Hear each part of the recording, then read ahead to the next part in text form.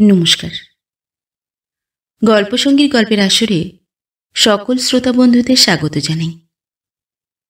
আজ আপনাদের শোনাব অমর কথাশিল্পী শরৎচন্দ্র চট্টোপাধ্যায়ের লেখা গল্প পথনির্দেশ।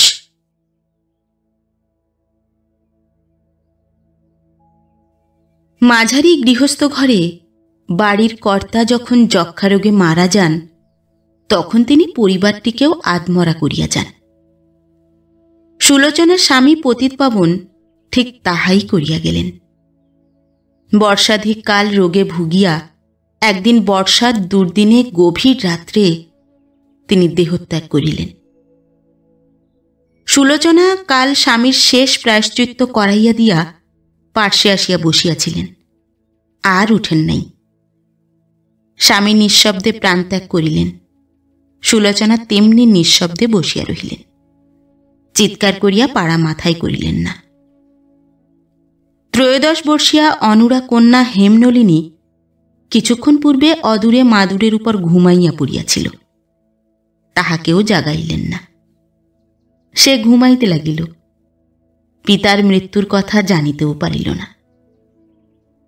বাড়িতে একটি ভৃত্য নাই, দাসী নাই, দুঃসম্পর্কীয় কোনো আত্মীয় পর্যন্ত নাই। পাড়ার লোকেও ক্রমশ ক্লান্ত হইয়া পড়িয়াছিল। বিশেষ অপরাহ্ন হইতেই বৃষ্টি চাপিয়া আসিয়াছিল বলিয়া দয়া করিয়া আজ আর কেহ রাত্রি জাগিবার নাম করিয়া ঘুমাইতে আসে নাই। বাহিরে অবিশ্রাম বৃষ্টি পড়িতে লাগিল। ভিতরে মৃত স্বামীকে চোখের সামনে লইয়া সুলোচনা কাঠ হইয়া বসিয়া রহিলেন। পরদিন সংবাদ পাইয়া সকলেই আসিলেন। পুরুষেরা মরা বাহির করিয়া শ্মশানে লইয়া গেল। স্ত্রীলোকেরা গোবর জল ছড়া দিয়া কাঁদিতে বসিয়া গেলেন। সুলোচনার থাকিবার মধ্যে শুধু একখানি ছোট আম কাঁঠালের বাগান অবশিষ্ট ছিল। পাড়ার লোকের সাহায্যে সেইটি 100 টাকায় বিক্রয় করিয়া যথাসময়ে স্বামীর শেষ কাজ সমাধা করিয়া চুপ করিয়া ঘরে বসিলেন। মেয়ে জিজ্ঞাসা করিল, কি হবে মা এবার? মা জবাব দিলেন, ভয় কি মা, ভগবান আছেন। শ্রাদ্ধ শেষে যাহা বাঁচিয়াছিল তাহাতে 1 মাস কোনো মতে কাটিয়া গেল। তারপর একদিন আকাশ মেঘমুক্ত দেখিয়া প্রভাত না হইতেই তিনি ঘরে দৌড়ে চাবি দিয়া মেয়ের হাত ধরিয়া পথে আসিয়া দাঁড়াইলেন। মেয়ে প্রশ্ন করিল, কোথায় যাবে মা? মা বলিলেন, কলকাতায়, তোর দাদার বাড়িতে। আমার আবার দাদা কে? কোনোদিন তো তার কথা বলনি। মা একটু চুপ করিয়া বলিলেন, এতদিন আমার মনে পড়েনি মা। হে মতিশয় বুদ্ধিমতী। সে থমকিয়া দাঁড়াইয়া বলিল, কাজ নেই মা কারো বাড়ি গিয়ে। দেশে থেকে দুঃখ করলে আমাদের দুটো পেটের ভাত জুটবে। আমি ঘর ছেড়ে কোথাও যাব না। সুলোচনা উদ্বিগ্ন কণ্ঠে বলিয়া উঠিলেন, দাঁড়াস নে হেম, সকাল হয়ে যাবে। চলিতে চলিতে বলিলেন, তিনি তোকে অনেক লেখাপড়া শিখিয়েছেন, সে সমস্ত জলে ফেলিস নে। তুই আমাকে কি বলবি হেম? আমি জানি ঘরে বসে মায়ে ঝিয়ে দুঃখ করলে পেটের ভাতটা জুটবে, কিন্তু তোর বিয়ে দেব কি করে বল দেখি মা? হেম বলিল, বিয়ে নাই দিলে জাত যাবে যে রে। হেম বলিল, গেলই বা মা, আমরা দুটি মায়ে ঝিয়ে থাকবো, দুঃখ করে খাবো। আমাদের জাত থাকলেই বা কি, গেলেই বা কি? পৃথিবীতে আরও অনেক জাত আছে। মেয়ের বিয়ে না দিলে তাদের জাত যায় না। আমরা না হয় তাদের মতো হয়ে থাকব। মেয়ের কথা শুনিয়া সুলোচনা এত দুঃখের মাঝেও একটুখানি হাসিলেন। বলিলেন, তা হলেও গা ছাড়তে হবে। জাত গেলে কেউ উঠোন ঝাড় দিতেও ডাকবে না। হেম আর জবাব দিল না। বিস্তর অপ্রীতিকর স্মৃতি ইহার পশ্চাতে উদ্যত হইয়াছিল। সেইগুলো দমন করিয়া লইয়া সে চুপ করিয়া পথ চলিতে লাগিল। যে পথটা গঙ্গার পাশ দিয়া গ্রামের ভিতর দিয়া ঘুরিয়া ঘুরিয়া শ্রীরামপুর স্টেশনে আসিয়া পৌঁছিয়াছিল, তাহারা সেই পথ ধরিয়া প্রায় ক্রোশখানেক আসিয়া পথিপার্শ্বে সিদ্ধেশ্বরীর ঘরের সম্মুখে আসিয়া দাঁড়াইলেন। গলায় আঁচল দিয়া প্রণাম করিয়া উঠিয়া হেম বলিল, মা, সকাল হয়ে গেছে, আমার পথ চলতে লজ্জা হচ্ছে। সুলোচনার নিজেরও লজ্জা করিতেছিল। নিচে এক বৃদ্ধা প্রাতঃস্নানে আসিতেছিলেন। তাহাকে জিজ্ঞাসা করিলেন, মা, শ্রীরামপুর স্টেশনের এই পথ না? বৃদ্ধা ক্ষণকাল তাহার মুখের পানে চাহিয়া প্রশ্ন করিলেন, তোমরা কোথা থেকে আসছো মা? সুলোচনা সে কথার জবাব না দিয়া বলিলেন, স্টেশনে যাবার আর কোনো পথ নেই মা। দেবালয়ের বিপরীত দিকে একটি ছোট গলি বরাবর রেলওয়ে লাইনের উপর আসিয়া পড়িয়াছিল। বৃদ্ধা সেই পথটি দেখাইয়া দিয়া বলিলেন, এই গলিটা বামুনদের বাড়ির পাশ দিয়ে বরাবর রেলের রাস্তায় গিয়ে মিশেছে। এই পথ দিয়ে যাও, রেলের রাস্তা ধরে সোজা বাঁদিকে গেলে শ্রীরামপুর স্টেশনে পৌঁছবে। যাও মা, ভয় নেই, কেউ কিছু বলবে না। সুলোচনা কোনরূপ দ্বিধা না করিয়া মেয়ের হাত ধরিয়া গলির মধ্যে ঢুকিয়া পড়িলেন। আমহার স্ট্রিটের উপর গুণেন্দ্রের প্রকাণ্ড বাড়ি প্রায় খালি পড়িয়াছিল। তেতলার একটি ঘরে সে শয়ন করিত, আর একটাই লেখাপড়া করিত। বাকি ঘরগুলা এবং সমস্ত দ্বিতলটা শূন্য পড়িয়াছিল। নিচের তলায় এক পাচক, দুই ভৃত্য ও এক দারোয়ান এক একটা ঘর দখল করিয়া থাকিত। তদ্ভিন্ন সমস্ত ঘরই তালাবন্ধ। গুণেন্দ্রের পিতা লোহার ব্যবসা করিয়া মৃত্যুকালে এত টাকা রাখিয়া গিয়াছিলেন যে তাহার এক সন্তান না থাকিয়া 10 সন্তান থাকিলেও কাহারও উপার্জন করিবার প্রয়োজন হইত না। সেই টাকা এবং পিতার লোহার কারবার বিক্রয় করিয়া ফেলিয়া সমস্ত টাকা গুণেন্দ্র ব্যাংকে জমা দিয়া নিশ্চিন্ত হইয়া আদালতে ওকালতি করিতে বাহির হইয়াছিল। বেলা 10টা বাজে। তখনও সে কি একটা বই পড়িতেছিল। ভৃত্য আসিয়া বলিল, বাবু, আপনার চানের সময় হয়েছে। যাচ্ছি বলিয়া গুণেন্দ্র পড়িতেই লাগিল। ভৃত্যটা খানিক পরেই ফিরিয়া আসিয়া বলিল, দুটি মেয়ে মানুষ আপনার সঙ্গে দেখা করতে চান। গুণেন্দ্র বিস্মিত হইয়া বই হইতে মুখ তুলিয়া জিজ্ঞাসা করিল, আমার সঙ্গে? হ্যাঁ বাবু, আপনার সঙ্গে। আপনার? তাহার কথা শেষ না হইতেই সুলোচনা ঘরে প্রবেশ করিলেন। গুণেন্দ্র বই বন্ধ করিয়া উঠিয়া দাঁড়াইল। সুলোচনা চাকরটার দিকে চাহিয়া বলিলেন, তুই নিজের কাজে যা। ভৃত্য চলিয়া গেলে বলিলেন, গুণী, তোমার বাবা কোথায় বাবা? গুণেন্দ্র অবাক হইয়া চাহিয়া রহিল, জবাব দিতে পারিল না। সুলোচনা ঈষৎ হাসিয়া বলিলেন, আমার মুখের দিকে চেয়ে চিনতে পারবে না বাবা। প্রায় 12 বছর আগে তোমাদেরই ওই পাশের বাড়িতে আমরা ছিলাম। সেই বছরে তোমার পৈতে হয়, আমরাও বাড়ি চলে যাই। তোমার বাবা কি দোকানে গেছেন? গুণেন্দ্র বলিল, না, বছর 3 হলো তিনি মারা গেছেন। মারা গেছেন? তোমার পিসিমা? তিনিও নেই, তিনি বাবার পূর্বেই গেছেন। সুলোচনা দীর্ঘ নিঃশ্বাস ফেলিয়া বলিলেন, দেখছি শুধু আমিই আছি। তোমার মা যখন মারা যান তখন তুমি 7 বছরেরটি। তারপর পৈতে না হওয়া পর্যন্ত আমার কাছেই তুমি মানুষ হয়েছিলে। হ্যাঁ গুনি, তোর সইমাকে মনে পড়ে না রে? গুণেন্দ্র তৎক্ষণাৎ মাটিতে মাথা ঠেকাইয়া প্রণাম করিয়া পায়ের ধুলি মাথায় তুলিয়া লইয়া উঠিয়া দাঁড়াইয়া বলিয়া উঠিল, হ্যাঁ মা, তুমি? সুলোচনা হাত বাড়াইয়া তাহার চিবুক স্পর্শ করিয়া নিজের অঙ্গুলির প্রান্তভাগ চুম্বন করিয়া বলিলেন, হ্যাঁ বাবা, আমি। গুণেন্দ্র একখানা চৌকি কাছে টানিয়া আনিয়া বলিল, বসো মা। সুলোচনা হাসিয়া বলিলেন, যখন তোর আশ্রয়ে এসেছি তখন বসবো বইকি। আরে, তুই এখনো বিয়ে করিসনি? এবার গুণেন্দ্র হাসিয়া বলিল, এখনো তো সময় হয়ে ওঠেনি।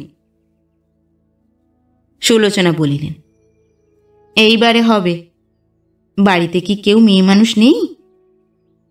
না। রাধে কে? একজন বামুন আছে। সুলোচনা বলিলেন, বামুনের আর দরকার নেই, এখন থেকে আমি রাঁধব। আচ্ছা, সে কথা পরে হবে, আমার আরও 2-4টে কথা আছে, সেইগুলো বলে নি। আমার স্বামীর এখানকার কাজ যাবার পরে আমরা বাড়ি চলে যাই। হাতে কিছু টাকা তখন ছিল, দেশেও কিছু জমি জমা ছিল, এতেই একরকম স্বচ্ছন্দে দিন কাটছিল। তারপর গত বৎসর তাকে যক্ষা রোগে ধরে। চিকিৎসার খরচে, হাওয়া বদলানোর খরচে একেবারে সর্বশান্ত করে তিনি মাসখানেক পূর্বে স্বর্গে গেছেন। এখনো অনাথকে 2টি খেতে দিবি, এই প্রার্থনা। তার চোখ দিয়া টপ টপ করিয়া জল ঝরিয়া পড়িতে লাগিল। গুণেন্দ্রের চোখও ছলছল করিয়া উঠিল। সে কাতর হইয়া বলিল, মাকে মানুষ খেতে দেয় না, তুমি কি এই কথা মনে ভেবে এখানে এসেছ মা? সুলোচনা আঁচল দিয়া চোখের জল মুছিয়া বলিলেন, না বাবা, সে কথা মনে ভেবে আসিনি, তাহলে এত দুঃখেও বোধ করি আসতাম না। তোকে ছোটটি দেখে গেছি, আজ 12 বছর পরে দুঃখের দিনে যখনই মনে পড়েছে কোনো শঙ্কা না করেই চলে এসেছি। তাছাড়া আরও একটি কথা আছে। আমার মেয়ে হেমনলিনী, সে তোরই বোন, সে আবার আমার চেয়েও অনাথা। বিয়ের বয়স হয়েছে, কিন্তু বিয়ে দিতে পারিনি। তার উপায় তোকেই করে দিতে হবে। গুণেন্দ্র বলিল, তাকে কেন সঙ্গে আনোনি মা? সুলোচনা বলিলেন, এনেছি, কিন্তু সে বড় অভিমানিনী, পাছে এসব কথা শুনতে পায়, তাই তাকে নিচে বসিয়ে রেখে আমি একলাই উপরে এসেছি। গুণেন্দ্র ব্যস্ত হইয়া উঠিয়া চাকরটাকে চিৎকার করিয়া ডাক দিয়া বলিল, ও নন্দা, নিচে হেম বসে আছে, যা শিগগির ডেকে নিয়ে আয়। সুলোচনা বলিলেন, তাকে উদ্ধার করতে তোর খরচ হবে, সে ঋণ আমি কোনোদিন। গুণেন্দ্র বাধা দিয়ে তাড়াতাড়ি বলিয়া উঠিল, তবে মা, আমি বাইরে যাই, তোমার যা মুখে আসে বলো, কিন্তু আমার মা মরে যাবার পর তুমি যা করেছিলে সেসব ঋণের কথা যদি আমি তুলি, তাহলে বলে রাখছি মা, তোমাকেও লজ্জায় বাইরে গিয়ে দাঁড়াতে হবে। তার চেয়ে কাজ নেই, তুমিও চুপ করো, আমিও করি। সুলোচনা হাসিয়া বলিলেন, তাই ভালো, তবে মেয়েটা আসছে, তার সামনে আর বলা হবে না, তাই এই বেলা আর একটা কথা বলে রাখি। মনে করিসনি গুনি, আমি মায়ের চোখ নিয়ে কথা বলছি, কিন্তু হে মেলে দেখতে পাবি, তোর বোন রূপে গুণে কোনো মানুষেরই অযোগ্য হবে না। তার বাপ তাকে অনেক লেখাপড়া শিখিয়েছেন, শেষ কয়েক বছর এইটি তার একমাত্র কাজ ছিল। আমি বলছি, ও মেয়ে যার ঘরে যাবে তার ঘরেই আলো হবে। ও হেম, এইদিকে আয় মা, ইনি তোর গুণী দাদা, প্রণাম কর। হেম ঘরে ঢুকিয়া গুণেন্দ্রকে ভূমিষ্ঠ হইয়া প্রণাম করিয়া নতমুখে দাঁড়াইল। তাহার পথশ্রমে ক্লান্ত মুখের দিকে চাহিয়া গুণেন্দ্র বিস্ময়ে হতবুদ্ধি হইয়া দাঁড়াইয়া রহিল। সুলোচনা বোধ করি সে ভাব লক্ষ্য করিয়াই বলিলেন, গুনি, হেমকে তোর হাতেই দিতাম, যদি না দেশাচারে নিষেধ থাকত। আমি মলে হেমের 10 দিন অসৌজ হবে, তোকেও 3 দিন অসৌজ মানতে হবে, তাই ধর্ম তো ও তোর বোন হয়। গুণেন্দ্র এবার নিজেকে সংবরণ করিয়া লইয়া হেমকে উদ্দেশ্য করিয়া বলিল, হেম, শুনলে তো, আমাদের একই মা, মায়ের বাড়িতে আমিও যেমন তুমিও তেমন, চলো তোমাদের খাবার জোগাড় করে দিই। সুলোচনা হঠাৎ বলিয়া উঠিলেন, গুনি, তোর গলায় পইতে দেখছি না যে? গুণেন্দ্র খালি গায়ে ছিল। সে নিজের গলার দিকে একবার চাহিয়া দেখিয়া হাসিয়া বলিল, আমরা ব্রাহ্ম। ব্রাহ্ম? ছি বাবা, কাজটা ভালো করনি। যাই হোক, প্রায়শ্চিত্ত করে পইতে নাও। গুণেন্দ্র বলিল, কাজটা যদিও ঠিক আমার করা নয়, বাবা নিজেই করে গেছেন, কিন্তু প্রায়শ্চিত্ত করবারও কোনো আবশ্যক দেখিনি মা। ব্রাহ্মমতটা মন্দ বলে মনে করি না। সুলোচনা মনে মনে শক্ত আঘাত পাইয়া বসিয়া পড়িলেন। খানিক পরে নিঃশ্বাস ফেলিয়া বলিলেন, জানি নে কেন মানুষের এসব দুর্বুদ্ধি হয়। গুণেন্দ্র হাসিয়া বলিল, দুর্বুদ্ধির কথা অন্য সময়ে হতে পারবে মা, এখন রান্নাঘরের দিকে চলো। পথিক যেমন গাছতলায় রাঁধিয়া খাইয়া হাঁড়িটা ফেলিয়া দিয়া চলিয়া যায় এবং তখন যেমন চাহিয়া দেখে না হাঁড়িটা ভাঙিল কি বাঁচিল, সংসারে 90% জন লোক ঠিক এমনি করিয়াই সরস্বতীর কাছ হইতে কাজ আদায় করিয়া মা লক্ষ্মীর রাজপথের ধারে নির্মমভাবে তাহাকে ছুঁড়িয়া ফেলিয়া দেয়। একবার ফিরিয়াও দেখে না তিনি ভাঙিলেন কি বাঁচিলেন। গুণেন্দ্র সেইরূপ করে নাই। সে চিরদিন যেভাবে শ্রদ্ধা করিয়া সেবা করিয়া আসিয়াছিল, উকিল হইয়াও ঠিক তেমনি করিয়াই সরস্বতীর সেবা করিতে লাগিল। তাহার পরিবার ঘর পুস্তকে ভরিয়া উঠিয়াছিল। সেই ঘরের মধ্যে হেমনলিনী ভারী আশ্রয় পাইল। গুণেন্দ্র গুছানো প্রকৃতির লোক ছিল না বলিয়া তাহার যে পুস্তক একবার আলমারির বাহিরে আসিত, তাহা শীঘ্র আর ভিতরে প্রবেশ করিতে পাইত না। টেবিল, চেয়ার, অবশেষে নিচের গালিচার উপর পড়িয়া পড়িয়া সুদীর্ঘকাল পরে যদি কোনো গতিকে নন্দার সাহায্যে ভিতরে প্রবেশ করিত, আবশ্যক হইলে আর বাহির হইত না, এমনই মিশিয়া যাইত। একটা পুস্তকের তালিকাও তাহার ছিল বটে, কিন্তু সেটাকে কাজে লাগাইবার কিছুমাত্র উপায় ছিল না। হেম এই বিশৃঙ্খলা 2-4 দিনের মধ্যেই ঠিক করিয়া ফেলিল। একদিন একটা আলমারি খালি করিয়া সমস্ত বই নিচে নামাইয়াছে, এমন সময় গুণেন্দ্র ঘরে ঢুকিল। তাহাকে দেখিয়া হেম বলিল, গুণী দাদা, এই বইগুলো ওই আলমারিতে আর ওই বইগুলো এই আলমারিতে রাখলে ভারী সুবিধে হয়। গুণেন্দ্র চাহিয়া দেখিয়া বলিল, কি সুবিধে হয়? হেম বলিল, বাহ, সুবিধে হবে না? দেখছো না এই বইগুলো এইটাতে রাখলে কেমন? গুণেন্দ্র গম্ভীর হইয়া বলিল, দেখতে পাচ্ছি বটে, খুব সুবিধে হবে। হেম একটা চৌকির উপর বসিয়া পড়িয়া বলিল, যাও, করব না, তোমার ভালো করতে নেই। গুণেন্দ্র একখানা বই তুলিয়া হাসিয়া বাহিরে চলিয়া গেল। এই ঘরটিতে হেমনলিনী দিবারাত্র থাকিত বলিয়া গুণেন্দ্র আজকাল তাহার শোবার ঘরে বসিয়াই পড়াশুনো করিত। একদিন রবিবারের দুপুরবেলা হেম বাহির হইতে ডাকিয়া বলিল, গুণীদা, আসব? গুণী ভিতর হইতে বলিল, এসো। হেম ঘরে ঢুকিয়াই বলিল, তুমি সব সময় এই শোবার ঘরে বসেই বই পড়ো কেন? দোষ কি? এ ঘরে কি বিদ্যে কম হয়? তোমার পড়বার ঘরেই কি এতদিন কম হয়েছিল? গুণেন্দ্র বলিল, কম হয়নি বটে, কিন্তু কাঁচা হয়েছিল। এই ঘরে সেগুলো পাকছে। হেম প্রথমে হাসিয়া উঠিল, কিন্তু কথাটা বুঝিতে না পারিয়া গম্ভীর হইয়া বলিল, তোমার কেবল তামাশা, একটা কথাও কি তুমি সোজা করে বলতে জানো না? গুণী নিঃশব্দে হাসিতে লাগিল, জবাব দিল না। হেম বলিল, আমি কিন্তু জানি ও ঘরে আমি থাকি বলেই তুমি যাও না। আমাকে তুমি লজ্জা করো, আমি কিন্তু তোমাকে একটুও লজ্জা করিনি। গুণী জিজ্ঞাসা করিল, কেন করো না? করা তো উচিত।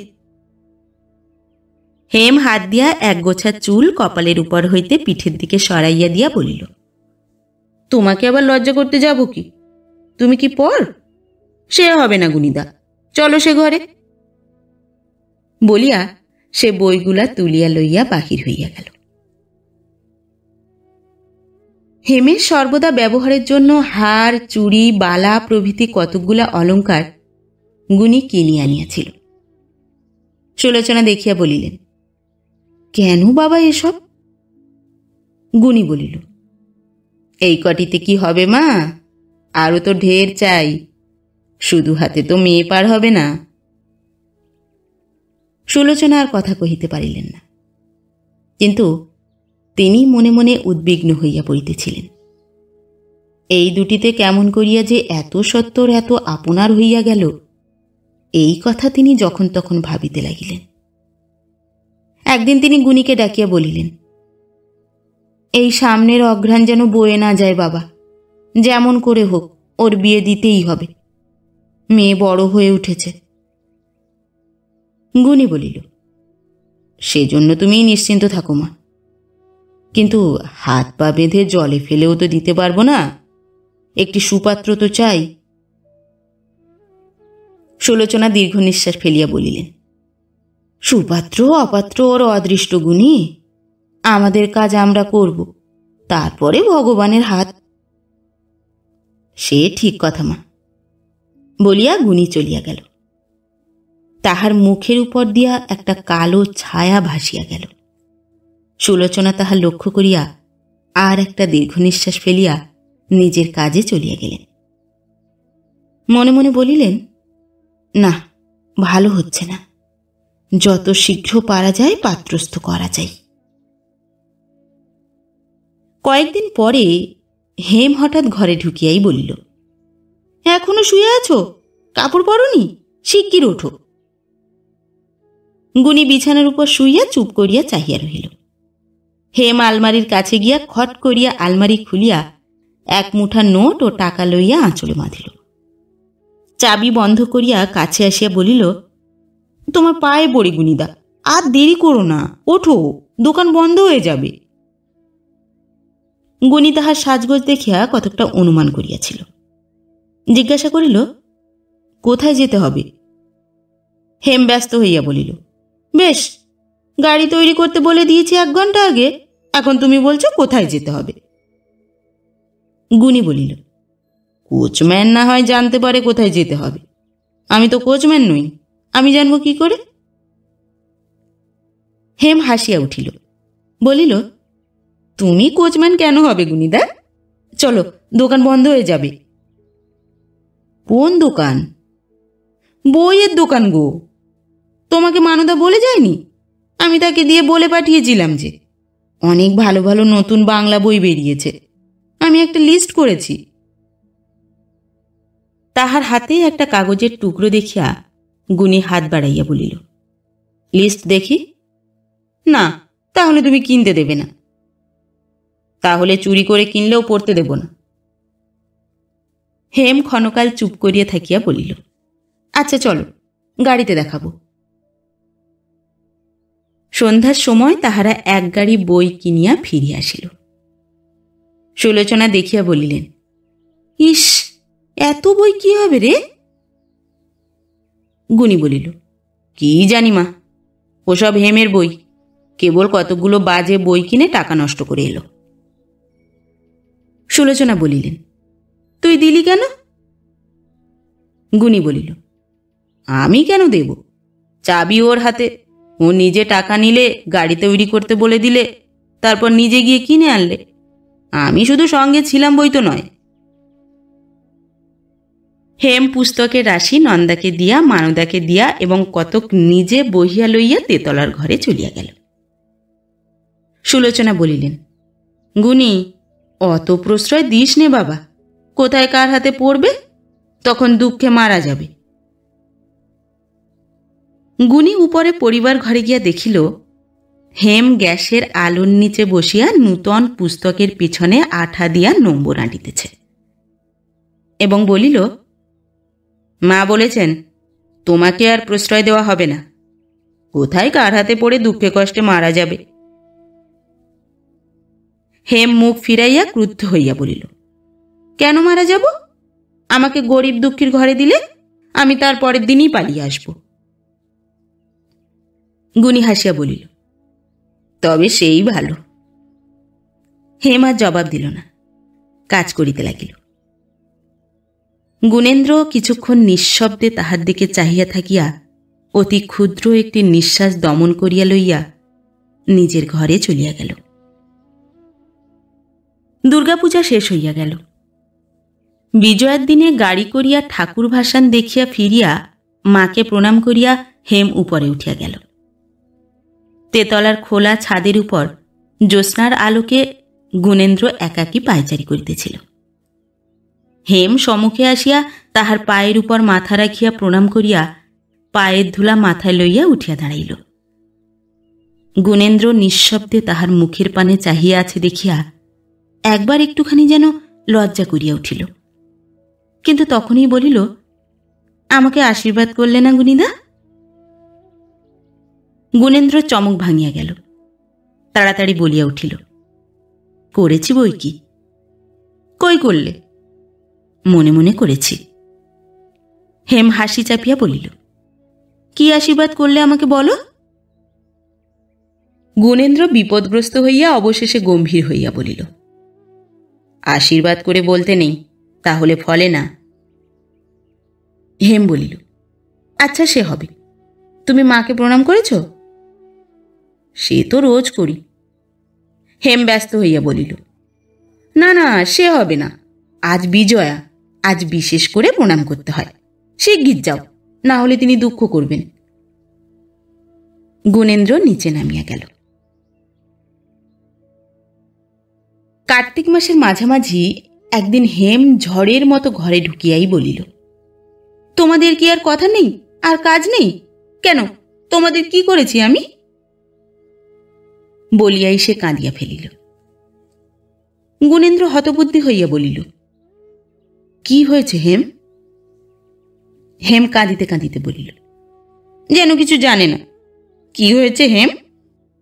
মা বলছিলেন শান্তিপুরের না কোথায় সমস্ত ঠিক হয়ে গেছে। আমি যদি বিয়ে না করি, তোমরা কি জোর করে আমার হাত পা বেঁধে বিয়ে দিতে পারো?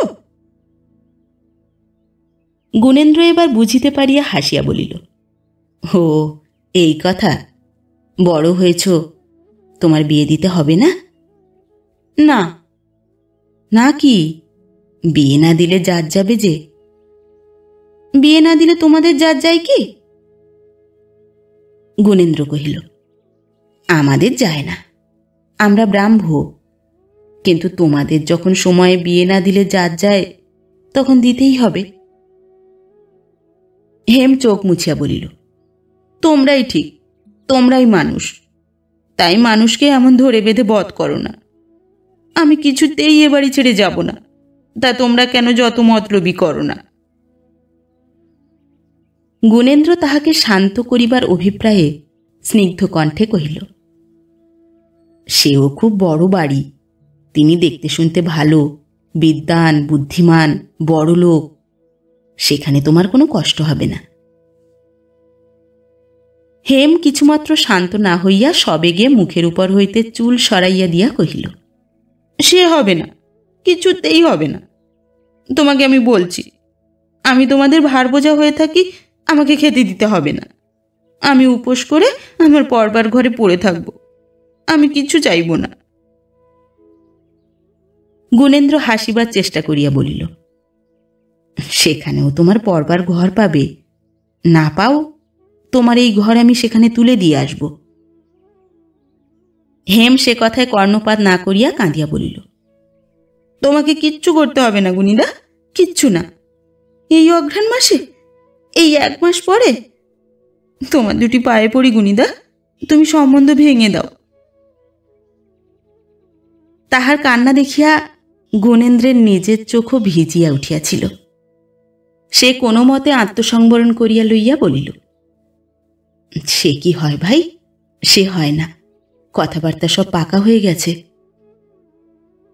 ছাই কথাবার্তা, ছাই পাকা কথা। তুমি সম্বন্ধ করেছ, তুমি ইচ্ছে করলেই ভেঙে দিতে পারো। আমি হাত জোর করে বলছি গুনিদা, আমার এই কথাটি রাখো। সুলোচনা সন্দিগ্ধ চিত্তে পিছনে পিছনে উপরে উঠিয়া আসিয়াছিলেন। ঘরে ঢুকিয়া ক্রুদ্ধভাবে বলিলেন, এ সমস্ত তোর কি হচ্ছে হেম? এসব কি পাগলের মতো বকছিস? সম্বন্ধ কি কখনো ভাঙা যায়, না পাকা কথা নড়চড় করা যায়? আর ভাঙবই বা কেন? তোর ভাগ্যি ভালো যে এমন ভাই পেয়েছিস, এমন সম্বন্ধ জুটেছে। তুই বলিস কিনা ভেঙে দিতে? বাঙালির মেয়ে খ্রিস্টানির মতো আইবুড়ো থুবড়ো হয়ে থাকবি? যা নিচে যা। হেম চলিয়া গেল। সুলোচনা গুণেন্দ্রের দিকে চাহিয়া বলিলেন, এইসব দিনরাত বই পড়ার ফল। 24 ঘন্টা নোভেল নাটক নিয়ে থাকলেই এই সমস্ত দুর্মতি হয়। অঘ্রাণ মাসে যেমন করে হোক ওকে বিদায় করতেই হবে। গুণেন্দ্র চুপ করিয়া বসিয়া রহিল। সুলোচনা আরও কিছুক্ষণ দাঁড়াইয়া থাকিয়া ধীরে ধীরে নামিয়া গেলেন। দিন 2 পরে আদালত হইতে ফিরিয়া কি একটা বইয়ের জন্য গুণেন্দ্র পরিবার ঘরে ঢুকিতে যাইতেছিল। ভিতর হইতে হেম বলিয়া উঠিল, এসো না গুনিদা, আমি খাচ্ছি। গুনি থমকিয়া দাঁড়াইয়া বলিল, খেলেই বা, আমি ঘরে ঢুকলে কি খাওয়া নষ্ট হবে? হেম কহিল, সমস্ত ঘরময় কার্পেট পাতা রয়েছে যে। গুনি বলিল, তোমার দাসী মানদা ঢুকলে যার যায় না, আমি কি তার চেয়ে ছোট? হেম অপ্রতিভ হইয়া হাসিয়া বলিল, আচ্ছা এসো, আমার খাওয়া হয়েছে, বলিয়া খাবারের থালাটা ঠেলিয়া টেবিলের ওধারে সরাইয়া দিল। না না, তুমি খাও, আমি কাপড় ছেড়ে আসছি, বলিয়া গুনি তাড়াতাড়ি চলিয়া গেল। তাহার বুকের ভিতরটা যেন জ্বালা করিতে লাগিল। পরদিন বেলা 10টার সময় গুনি ভাত খাইয়া উঠিবা মাত্রই হেম কোথা হইতে ছুটিয়া আসিয়া সেই পাতা আসনে বসিয়া পড়িয়া বলিল, বামুন ঠাকুর, আমাকে এই পাতে ভাত দাও।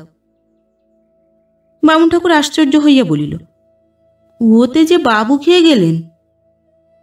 হেম বলিল, হ্যাঁ হ্যাঁ জানি, তুমি দাও না।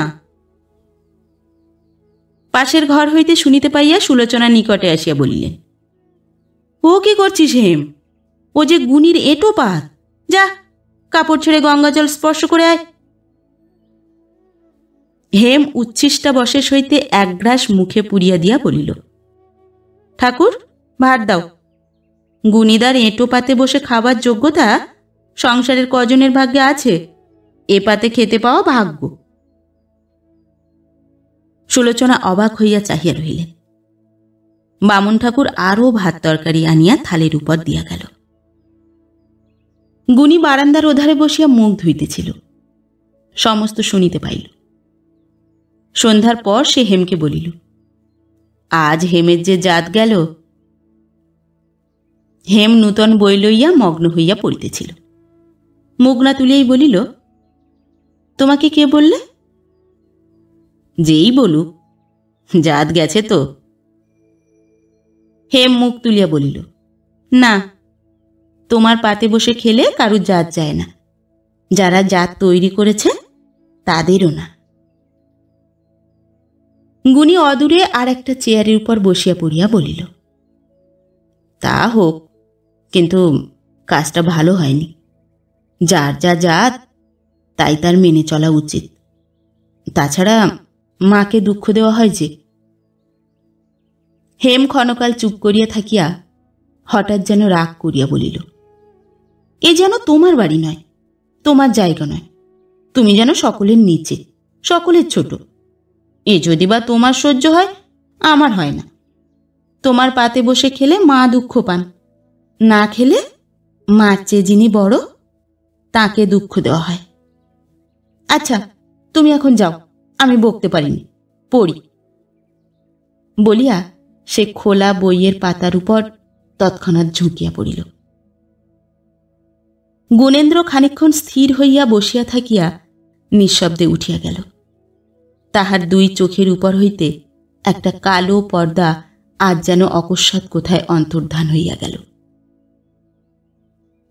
অগ্রহায়ণ মাসের শেষে নবদ্বীপে এক বড়লোকের ঘরে হেমের বিবাহ হইয়া গেল। সে দূর হইতে গুণীদাদাকে প্রণাম করিয়া স্বামীর ঘর করিতে চলিয়া গেল। সেখানে শ্বশুর, শ্বশ্রু, জা, ননদ কেহই ছিল না। স্বামীর বৃদ্ধা পিতামহী এবং স্বামীর অবিবাহিত ছোট ভাই, সে কলিকাতায় কলেজে পড়ে।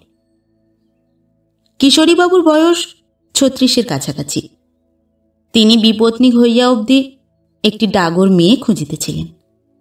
তাই হেমকে না দেখিয়াই তাহার পছন্দ হইয়া গেল। বিবাহের পর তিনি সুলোচনাকেও এ বাড়িতে আনিবার জন্য পীড়াপিড়ি করিতে লাগিলেন। সুলোচনা সম্মত হইয়া মেয়ের কাছে পত্র লিখাইলেন। তিনি নবদ্বীপে থাকিয়া পুণ্য সঞ্চয় করেন, এই ইচ্ছা। হেম জবাবে লিখিল, তুমি যে বাড়িতে আছো মা, সে বাড়ির হাওয়া লাগলেও সমস্ত নবদ্বীপ উদ্ধার হয়ে যেতে পারে। ওখানে থেকেও যদি তোমার পুণ্য সঞ্চয় না হয়, বৈকুণ্ঠে গেলেও হবে না। ওকে ছেড়ে যদি তুমি আসো, আমি নিজে গিয়ে তার কাছে থাকব। মেয়েকে তিনি চিনিতেন, তাই যাইতে পারিলেন না বটে, কিন্তু মন তাহার কোথাকার অজানা নবদ্বীপের আশেপাশে দিবারাত্র ঘুরিয়া বেড়াইতে লাগিল। এমনি করিয়া আরও 6 মাস কাটিয়া গেল।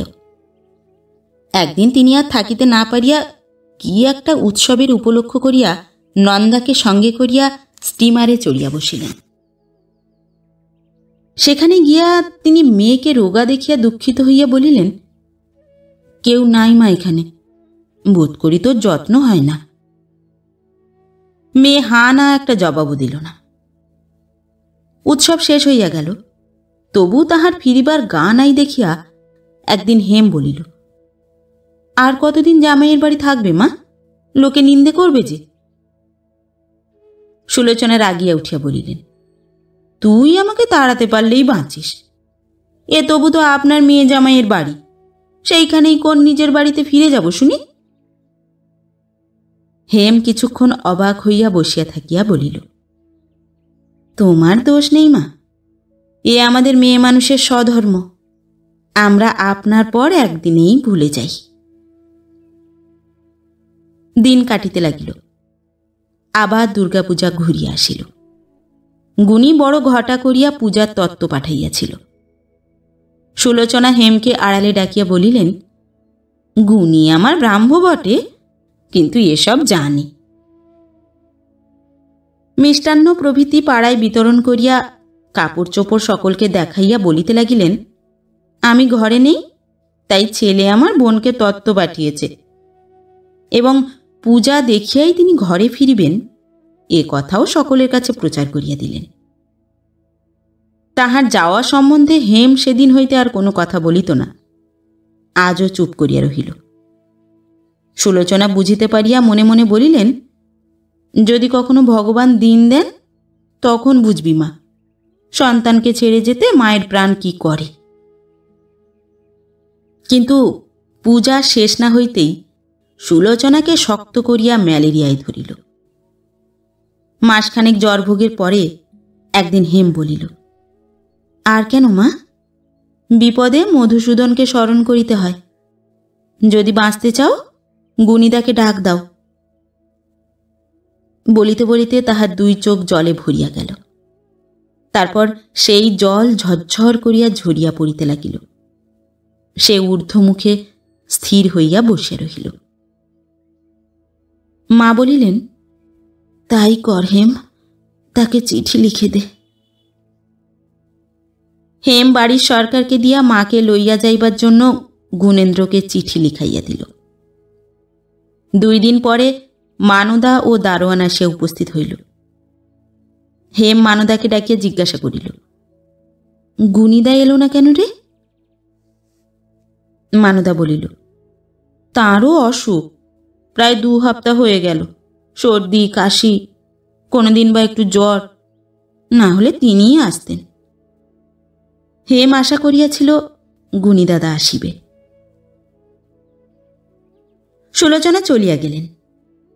গুণী ঔষধপথ্যের ব্যবস্থা করিয়া দাস দাসী সঙ্গে দিয়া তাহাকে বায়ু পরিবর্তনের জন্য পশ্চিমে পাঠাইয়া দিল।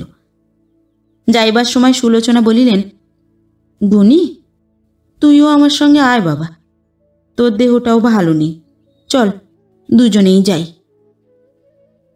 গুণী স্বীকার করিতে পারিল না। তাহার কলিকাতায় কাজ ছিল, সে রহিয়া গেল। পশ্চিমে গিয়া সুলোচনা সারিতে লাগিলেন। তিনি নবদ্বীপে ও কলিকাতায় চিঠি লিখিয়া সংবাদ জানাইলেন যে শরীর ভালো থাকিলে মাঘের শেষে দেশে ফিরিবেন। গত বৎসর 26শে অগ্রহায়ণে হেমের বিবাহ হইয়াছিল। আজ আবার 26শে অগ্রহায়ণ ফিরিয়া আসিয়াছে। হঠাৎ এই কথাটা স্মরণ করিয়া গুণী ক্ষণকালের জন্য বই হইতে মুখ তুলিয়া শূন্য দৃষ্টিতে জানালার বাহিরে চাহিয়াছিল। এমন সময়ে পিছনে দ্বারের বাহিরে দাঁড়াইয়া নূতন দারোয়ান ডাকিল, মহারাজ, একটু জরুরি তার আয়া। গুণী মুখ ফিরাইয়া দেখিল, দারোয়ান বুদ্ধি করিয়া পিয়নকে সঙ্গে আনিয়াছে। সে খামখানা হাতে দিয়া সেলাম করিয়া চলিয়া গেল। গুণী তার পড়িয়া আশ্চর্য হইয়া গেল। হেম খবর দিতেছে সে রওনা হইয়া পড়িয়াছে, হুগলিতে নামিয়া ট্রেনে করিয়া আসিবে। সুতরাং বেলা 3-4টার সময় হাওড়া স্টেশনে যেন গাড়ি পাঠানো হয়। সে কি জন্য আসিতেছে, সঙ্গে কে কে আছে, কিশোরীবাবু আছেন কিংবা সে একলাই আসিতেছে, কিছুই বোঝা গেল না। বাড়িতে স্ত্রীলোক কেহ ছিল না। মানদা সুলোচনার সহিত পশ্চিমে গিয়াছিল, তাই গুণী কিছু বিব্রত হইয়া পড়িল। পুরাতন কোচম্যান গাড়ি লইয়া গেল এবং সন্ধ্যার কিছু পূর্বে হেমকে লইয়া ফিরিয়া আসিল। সঙ্গে দাসী, চাকর এবং কিছু জিনিসপত্র ছিল। গুণী হেমকে দেখিয়া শিহরিয়া উঠিয়া বলিল, এ কিরকম পাগলের মতো বেশ করে আসা হলো শুনি? হেম ভূমিষ্ঠ হইয়া প্রণাম করিয়া বলিল, ওপরে চলো, বলছে। উপরে বসিবার ঘরে গিয়া স্থির হইয়া বসিয়া সে জিজ্ঞাসা করিল, মা তো মাঘ মাসের আগে ফিরবেন না? গুণী বলিল, না, সেই রকমই তো লিখেছেন। তাহলে তাকে এর মধ্যে আর জানিয়ে কাজ নেই। কিন্তু আশ্চর্য দেখো গুণীদা, আজকের দিনেই বিদেয় হয়েছিলাম, আজকের দিনেই ফিরে এলাম। গুণী বুঝিতে না পারিয়া বলিল, ফিরে এলাম কি?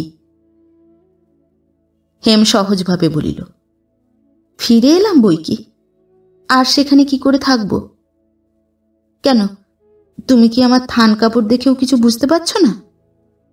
পরশু কাজকর্ম শেষ হয়ে গেল, আজ চলে এলাম। গুণী স্তম্ভিত হইয়া বসিয়া রহিল। অনেকক্ষণ পরে বলিল, একটা খবরও তো দাওনি, কি হয়েছিল কিশোরীবাবুর? হেম বলিল, ও বুধবারের সন্ধ্যেবেলাতেই কলেরার লক্ষণ টের পাওয়া যায়। ও দেশে যতদূর সাধ্য চিকিৎসা করা গেল, কিন্তু কিছুতেই কিছু হলো না। পরদিন বেলা 10টার সময় মারা গেলেন। গুণী কিছুক্ষণ পরে অলক্ষ্যে আর্দ্র চক্ষু মুছিয়া ফেলিয়া বলিল, কিন্তু মা শুনলে একেবারে মারা যাবেন। যতদিন তিনি জানতে না পারেন ততদিনই ভালো। হেম কহিল, কি করবে গুণীদা? তোমরা ভগবানের বিরুদ্ধে ষড়যন্ত্র করেছিলে, সে কথা কেবল আমিই মনে মনে টের পেয়েছিলাম। তখন আমার কথা তোমরা গ্রাহ্য করলে না। এখন কান্না আর হায় হায়। খিদে পেয়েছে, কি খাই বলো তো? কিন্তু ক্লান্ত হয়ে পড়েছি, আর রাখতে পারবো না। কিছু ফলমূল খেয়েই আজকের দিন কাটাই। গুণী জিজ্ঞাসা করিল, ও বেলাতেও খাওয়া হয়নি? না, সকালে স্টিমার ধরতে হয়েছিল। মাঘের শেষে সুলোচনা ফিরিয়া আসে, কিন্তু রোগমুক্ত হইয়া আসিতে পারিলেন না। তারপর ঘরে আসিয়া এই দৃশ্য দেখিয়া সেই দিনই আবার শয্যা গ্রহণ করিলেন। এ শোক তাহার বুকে শেলের মতো বাজিল। চিকিৎসা ও শুশ্রূষার অন্ত রহিল না, কিন্তু কিছুতেই যেন কিছু হইতে চাহিল না। একদিন তাহার হাত পা ফুলিয়া উঠিল দেখিয়া গুণী অতিশয় চিন্তিত হইল। সেদিন তিনিও গুণীকে নিভৃতে পাইয়া বলিলেন, আর কি হবে বাবা, চেষ্টা করে আমাকে একটু শান্তিতে যেতে দে। গুণী চোখের জল চাপিয়া বলিল, এমন কি হয়েছে মা, যে একেবারেই তুমি নিরাশ হয়ে পড়েছ? সুলোচনা বলিলেন, আচ্ছা তুই বলে দে, আমার আশা করবার আর কি বাকি আছে? গুণী মুখ নিচু করিয়া বসিয়া রহিল। সুলোচনা বলিলেন, গুণী, আমি অত নির্বোধ নই বাবা। আমি জেনে শুনে যে পাপ করেছি, সেই পাপ আমাকে যেন ভিতর থেকে পলে পলে ভস্ম করে আনছে। ক্ষণকাল নীরব থাকিয়া আবার বলিলেন, একটি কথা আমাকে সত্য করে বল গুণী।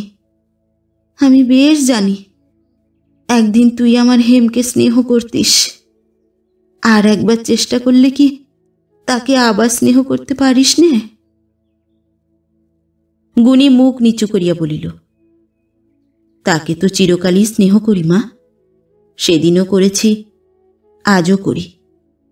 তার জন্য তোমার কোনো ভাবনা নেই। আমি বেঁচে থাকতে সে কোনো দুঃখ পাবে না। সুলোচনা বলিলেন, তা জানি। আচ্ছা, এই আমার শেষ আশীর্বাদ তোদের উপর রইল। যদি কোনোদিন আবশ্যক হয় এ কথা তাকে বলিস। আর একটা কথা বাবা, এখানে থাকতে হেম আমাকে চিঠি লিখেছিল, মা, যেখানে তুমি আছো সে বাড়ির হাওয়া লাগলে সমস্ত নবদ্বীপ উদ্ধার হয়ে যেতে পারে। ও বাড়িতে থেকেও যদি তোমাদের পুণ্য সঞ্চয় না হয়, বৈকুণ্ঠেও হবে না। আর বাবা, আমার মরণকালে আমার মাথায় হাত দিয়ে আশীর্বাদ কর, যেন পাপ মুক্ত হই। আমার অপরাধ যে কত বড় গুণী, সে আমি ছাড়া আর তো কেউ জানে না।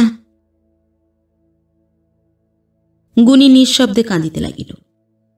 সে যথার্থই সুলোচনাকে মায়ের মতো ভালোবাসিত। সুলোচনা বলিলেন, হেমকে আমি কোনো কথাই বলে যেতে পারবো না। তার মুখের দিকে তাকালেই আমার বুকের ভেতর হু হু করে জ্বলতে থাকে। লোকে সৎমার গল্প করে, আমি সৎমার চেয়েও তার শত্রু। পরদিন অত্যন্ত বাড়াবাড়ি হইল। তাহার বাঁচিবার আশা সকলেই ত্যাগ করিল। তাহার শ্বাসকষ্টের সূত্রপাতেই তিনি হেমকে কাছে ডাকাইয়া তাহার চিবুক স্পর্শ করিয়া চুম্বন করিয়াই কাঁদিয়া ফেলিলেন। হেম, তবে বিদায় হলাম মা। হেম মায়ের বুকের উপর পড়িয়া ফুপাইয়া কাঁদিতে লাগিল। কতক্ষণ পরে তিনি ইশারায় উঠিতে বলিয়া বলিলেন, কাঁদিস নে মা, সুখে দুঃখে 15 বছর তোকে বুকে করে কাটিয়েছি। আজ সময় হয়েছে, তাই তোর বাপের কাছেই যাচ্ছি। আজ আমার সুখের দিন। আজ আমি কাঁদতাম না হেম, আজ হেসে আমোদ করে যেতাম, যদি না তোকে এমন করে নষ্ট করতাম। আমি লজ্জায় দুঃখে তোর মুখের পানে যে চাইতেই পারছি নে মা। হেম কাঁদিতে কাঁদিতে বলিল, কেন অমন করে তুমি বলছো মা? আমার কপালে যা ছিল তাই হয়েছে, এতে তোমার হাত কি?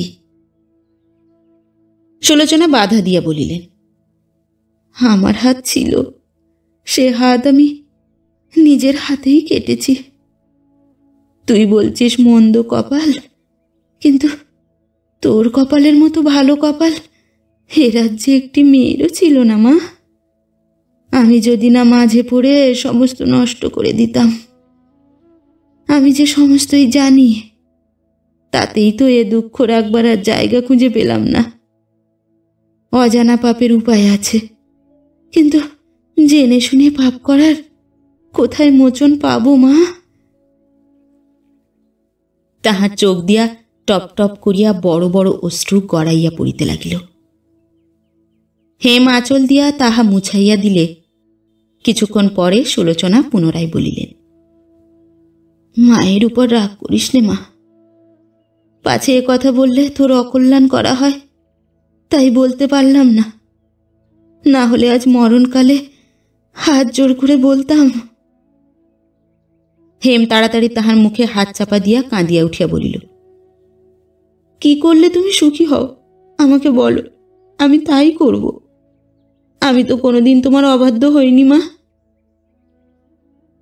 সুলোচনা অনেক কষ্টে তাহার অবশ হাতখানি হেমের মাথায় রাখিয়া বলিলেন, সেই জন্যেই তো পুড়ে মরছি মা।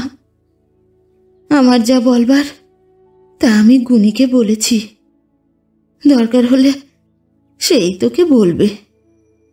তুই কিন্তু আজ এই কাপড়খানা ছেড়ে আয়।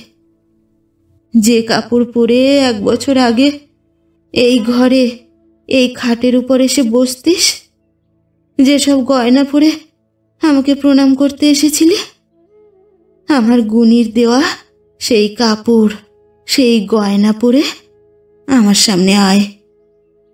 1 দণ্ডের জন্যেও আমার নিজের পাপ থেকে আমায় মুক্তি দে।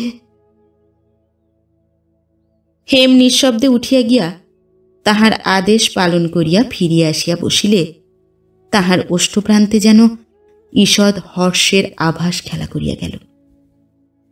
তিনি অপেক্ষাকৃত সুস্থভাবে বলিলেন, মা, 34 বছর বয়সে আমার যে জ্ঞান কোনোদিন হয়নি, সে জ্ঞান সে বুদ্ধি 1 নিমেষে হয়েছিল যেদিন পশ্চিম থেকে ফিরে এসে তোকে প্রথমে দেখি। লোকে বলে মাথায় বাজ পড়া, কি জানি মা কি রকম সে, কিন্তু সেদিন আমার যে ব্যথা বেজেছিল তার অর্ধেক ব্যথাও যদি বজ্রাঘাতে বাজে, তো সে ব্যথা আমার পরম শত্রুর জন্যেও কামনা করিনে। আমার দিব্যি রইল হেম, এ বেশ আর খুলে ফেলিস নে।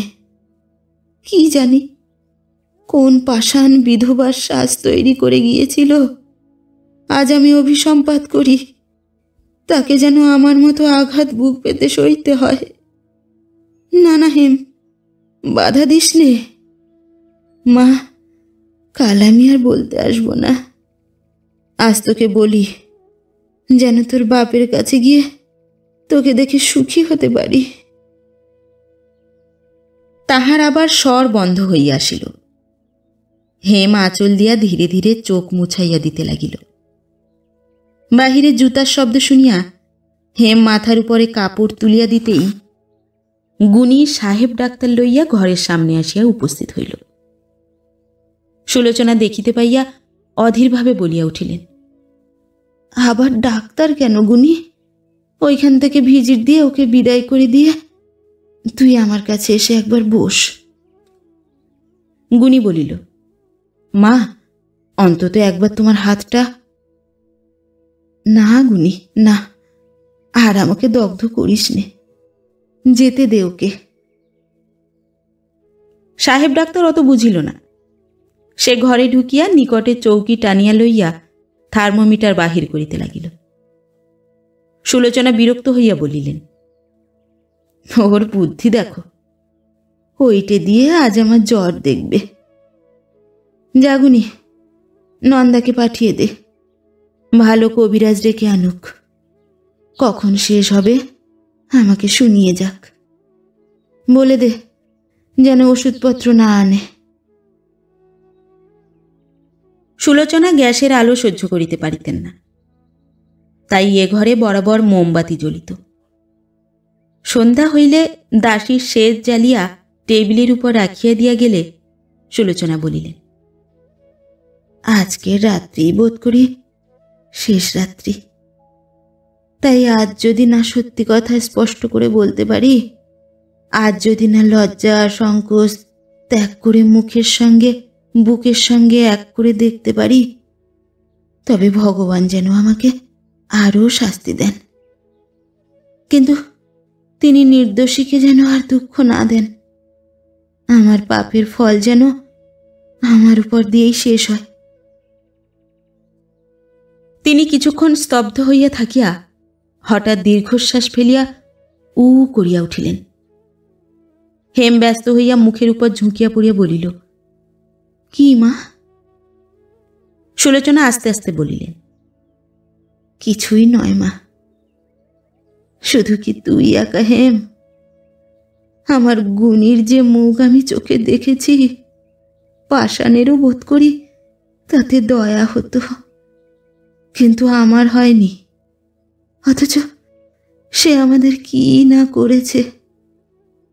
থাক, ওসব কথা আর তুলব না।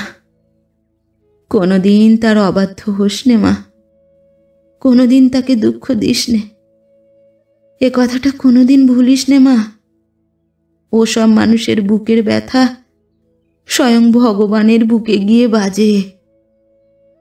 তার যা ধর্ম, তোর ধর্মও তাই। এ আমার আদেশ নয় হেম, এ তাঁর আদেশ, যার আদেশে তোরা একদিনের দেখাতেই চিরকালের মতো এক হয়ে গিয়েছিলি। ছি মা, লজ্জা কি?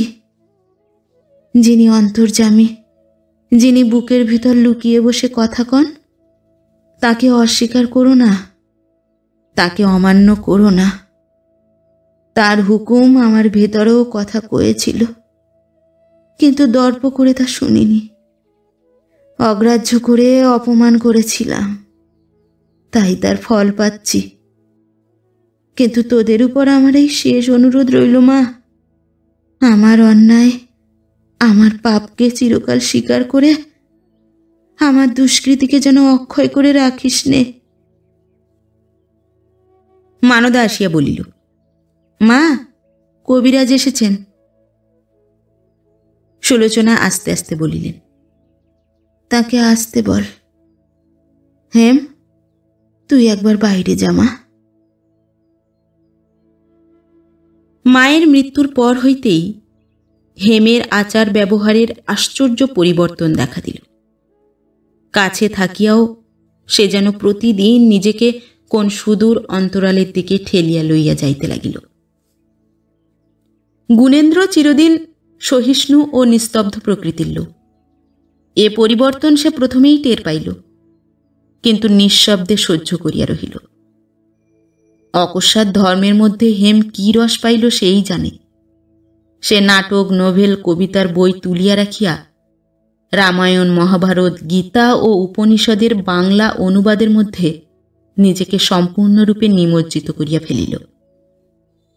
মায়ের শপথ মনে করিয়া সে থান কাপড় আর পরিল না বটে, এবং কানের দুটি হীরার দুল, চুড়ি এবং হারও খুলিয়া রাখিল না সত্য, কিন্তু বৈধব্যের সমস্ত কঠোরতা অত্যন্ত নিষ্ঠার সহিত সে পালন করিয়া চলিতে লাগিল। সমস্ত রকমের বাহুল্য বর্জন করিয়া সে একবেলা রাঁধিয়া খাইত। এইটুকু সময় এবং গৃহিণীর প্রয়োজনীয় কর্ম সমাধা করিতে যেটুকু সময় লাগে, সেইটুকু ছাড়া সমস্ত সময়টা সে ধর্মচর্চায় অতিবাহিত করিতে লাগিল। যদি বা কোনো সময় সে গুণীর কাছে আসিয়া বসিত, কিন্তু পরক্ষণেই কোনো একটা কাজের নাম করিয়া অন্যত্র চলিয়া যাইত। সে যে তাহার সঙ্গকে ভয় করিতে শুরু করিয়াছে, এই আকস্মিক ত্রস্ত পলায়নের দ্বারা তাহা এতই সুস্পষ্ট হইয়া উঠিত যে বহুক্ষণের নিমিত্ত গুণী শূন্য দৃষ্টিতে জানালার বাহিরে চাহিয়া স্তব্ধ হইয়া বসিয়া থাকিত। যত দিন কাটিতে লাগিল, তাহার আচার বিচারের ছোটখাটো কাজগুলো পর্যন্ত সুদৃঢ় আকার ধরিয়া উঠিয়া দাঁড়াইতে লাগিল। যেমন জেলের কর্তৃপক্ষ জেলের মধ্যে বেষ্টনের পরে বেষ্টন তুলিয়া তাহার বড় কয়েদিগুলির পরিষদ ছোট করিয়া আনিতে থাকে, হেম যেন ঠিক তেমনি সতর্ক হইয়া তাহার হৃদয়বাসী কোনো এক গভীর দুষ্কৃতকারীর চলাফেরার পথ অহরহ সংকীর্ণ করিয়া আনিতে লাগিল। একদিন সে হঠাৎ আসিয়া বলিল, গুণীদা, মন্তর নেব? গুণী মুখের দিকে চাহিয়া থাকিয়া বলিল, কি মন্ত্র? গুরু মন্ত্র? হ্যাঁ। গুণী হাসিয়া বলিল, ভয় নেই ভাই, তোমাকে আত্মরক্ষার জন্যে নিত্য নতুন কবচ আঁটতে হবে না। হেম বোধ করি এ কথা বুঝিতে পারিল না। কিছুক্ষণ চাহিয়া থাকিয়া বলিল, গুরুমন্ত্রের দরকার নেই? গুণী বলিল, আছে, কিন্তু সে বয়স এখনো তোমার হয়নি। তাছাড়া কে তোমাদের গুরু সে তো আমি জানি নে। হেম বলিল, সে গুরুতে আমার কাজ নেই, আমি তোমার কাছে দীক্ষা নেব। গুণী আশ্চর্য হইয়া বলিল, আমার কাছ থেকে দীক্ষা নেবে? আমি দীক্ষার কি জানি হেম? তাছাড়া তোমরা হিন্দু, আমি ব্রাহ্ম। হেম বলিল, আমি সে জানি নে। মা বলেছিলেন, তোমার যা ধর্ম আমারও তাই ধর্ম। আচ্ছা গুণীদা, এ কথার অর্থ কি? এ কথার কি অর্থ গুণী তাহা জানিত, কিন্তু তাহা না বলিয়া সহজভাবে সে বলিল, বোধ করি তিনি বলেছিলেন সব ধর্মই এক। হেম বলিল, কিন্তু সব ধর্ম তো এক নয়। গুণী ক্ষণকাল নীরব থাকিয়া বলিল, হেম, এসব আলোচনা আমি কখনো পরের কাছে করিনি। হেম বলিল, কিন্তু আমি তো তোমার পর নই। গুণী প্রত্যুত্তরে বলিয়া উঠিল, না, তুমি আমার পরমাত্মীয়, কিন্তু তোমার সঙ্গেও আমি এ সমস্ত চর্চা করব না। হেম হতাশভাবে নিঃশ্বাস ফেলিয়া বলিল, যদি বলবে না তবে আর আমি কি করে শুনব? গুণী তাহার মুখ দেখিয়া অনুতপ্ত হইয়া বলিল, তুমি কি শুনতে চাও? হেম বলিল, গুণীদা, যেদিন আমি জেদ করে তোমার পাতে বসে খেয়েছিলাম, তুমি সেদিন নিষেধ করে বলেছিলে কাজটা ভালো করনি, যার যা জাত তার তাই মেনে চলা উচিত। আজ বলছো সব ধর্মই এক, কোনটা সত্যি? গুণী কহিল, সেদিন আমি সাধারণভাবেই বলেছিলাম, তবুও দুটো কথাই সত্য। জাত আর ধর্ম এক জিনিস নয়। একটা দেশাচার, লোকাচার শুদ্ধমাত্র কালের বস্তু, কিন্তু অপরটা ইহকাল, পরকাল, দুই কালেরই বস্তু। কিন্তু তাই বলে ধর্ম মেনে চললেই যে জাত মেনে চলা হয় তাও না, আবার জাত মেনে চললেই যে ধর্ম মানা হয় তাও নয়। জাত না মেনে চলায় দুঃখ আছে, সবাই সে দুঃখ সইতে পারে না, পারার প্রয়োজনও সবসময় হয় না। তাই তোমাকে আমি সেদিন ও কথা বলেছিলাম। কিছুক্ষণ মৌন থাকিয়া বলিল, হেম, এ দুটো আলাদা, অথচ মিশে আছে। মিশে আছে বলেই দেশভেদের সঙ্গে ধর্মেরও নানা ভেদ হয়ে গেছে। ধর্মের যেটা গোড়ার কথা সেটা পরকালের কথা, মরণই শেষ নয়, এই কথা। এই বনিয়াদের উপর তুমি হিন্দু, তুমিও দাঁড়িয়ে আছো, আমি ব্রাহ্ম, আমিও দাঁড়িয়ে আছি। ঈশ্বরকেও সকল ধর্মে হয়তো মানে না, কিন্তু মরণ হলেই যে নিষ্কৃতি পাওয়ার জো নেই, এ কথাটা নিগ্রোদের দেশ থেকে ল্যাপল্যান্ডের দেশ পর্যন্ত সকল দেশের ধর্মই স্বীকার করে। মৃত্যুর পরের ভাবনা তাই তুমিও ভাবো, আমিও ভাবি। হতে পারে আলাদা রকম করে ভাবি, কিন্তু ভাবনার আসল বস্তুটা যে এক, এই কথাটাই মা হয়তো মরণকালে তোমাকে উপদেশ দিয়ে গেছেন। হেম অনেকক্ষণ চুপ করিয়া থাকিয়া বলিল, শুধু ভাবলেই তো হয় না, তার উপায় করাও তো চাই। গুণী বলিল, চাইবই কি ভাই, এই উপায় বার করা নিয়েই এত দ্বন্দ্ব, এত গণ্ডগোল। তোমার উপায়টা আমি পছন্দ করি নে, আমারটা তুমি পছন্দ করো না। এটা অনুমানের জিনিস, প্রমাণের জিনিস নয়। প্রমাণের জিনিস নয় বলেই তর্ক শেষ হয় না। ঝগড়াও থামে না। কিন্তু তোমার রাঁধবার সময় হলো যে হেম। হেম নিঃশব্দে ধীরে ধীরে উঠিয়া গেল। গুণী শূন্য দৃষ্টিতে শূন্যের দিকেই চাহিয়া বসিয়া রহিল। গুণীদা। গুণী চমকিয়া মুখ ফিরাইয়া বলিল, কি হেম? হেম বলিল, আচ্ছা, আমি যে পথে চলছি সে কি ঠিক পথ? কি করে বলবো ভাই, সে কথা তুমিই জানো। যদি আনন্দ পাও, শান্তি পাও, নিশ্চয়ই তা হলো ঠিক পথ। কিন্তু আমি তো কিছুই পাইনি। তাহার ব্যথিত কণ্ঠস্বরে গুণীর চোখ ফাটিয়া জল আসিতে চাহিল। সে বহু ক্লেশে তাহা রোধ করিয়া আস্তে আস্তে বলিল, তবে করো কেন? হেম বলিল, কি জানি গুণীদা, কিসে যেন আমাকে টেনে নিয়ে যায়, যেন জোর করে করায়, আমি থামতে পারিনি। গুণী কি বলিবে হঠাৎ ভাবিয়া পাইল না। তারপর বলিল, হয়তো নতুন বলেই প্রথমে সুখ পাচ্ছ না, শেষে নিশ্চয়ই পাবে। হেম উৎসুক হইয়া জিজ্ঞাসা করিল, পাব? নিশ্চয়ই পাবে। ধর্মে যদি সুখ শান্তি না পাও, তবে আর কিসে পাবে?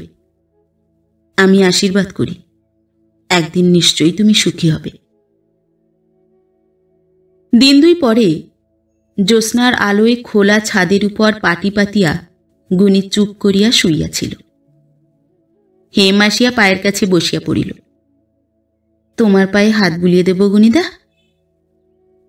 গুণী দাও বলিয়া চোখ বুজিয়া রহিল।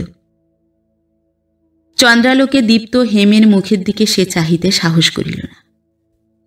হেম নিঃশব্দে হাত বুলাইয়া দিতে দিতে হঠাৎ বলিল, গুণীদা, বিধবার বিয়ে হওয়া কি ভালো? গুণী চোখ বুজিয়াই বলিল, তুমি কি বলো? হেম বলিল, আমি তো বলতে আসিনি, শুনতে এসেছি। গুণী বলিল, পায়ে হাত বোলানোটা বুঝি তার ভূমিকা? হেম সহজভাবে বলিল, না, তা নয়, তোমার পায়ের কাছে বসলেই আমার হাত দেবার লোভ হয়। গুণী চুপ করিয়া রহিল। নিজের জীবকে সে বিশ্বাস করিতে পারিল না। হেম বলিল, কই, বললে না? গুণী তথাপি চুপ করিয়া রহিল। হেম পায়ের তলায় একটি ক্ষুদ্র চিমটি কাটিয়া বলিল, বলো শিগগির। গুণী বলিল, বলবো, কিন্তু আগে আমার কথার জবাব দাও। কি? তোমার স্বামীকে তুমি ভালোবাসতে কি? একটুও না। সে কথা আমার কোনোদিন মনেও হয়নি। সেখানকার একটি পয়সার জিনিস সঙ্গে আনিনি, তাদের দেওয়া একখানি কাপড় পর্যন্ত পরে আসিনি। পেটে যা খেয়েছি তার চতুর্গুণ দিয়ে এসেছি। এমনি তাদের সঙ্গে আমার সম্পর্ক। গুণী বলিল, কিন্তু যারা সতীলক্ষ্মী তারা নিজেদের স্বামীকে ভালোবাসে। বিধবা হলে তার মুখ মনে করে আর বিয়ে করে না। তোমার মার মতো তারা মরণকালে স্বামীর কাছে যাচ্ছি মনে করেন। হেম বলিল, আমাকে তোমরা জোর করে ধরে বেঁধে বিয়ে দিয়েছিলে।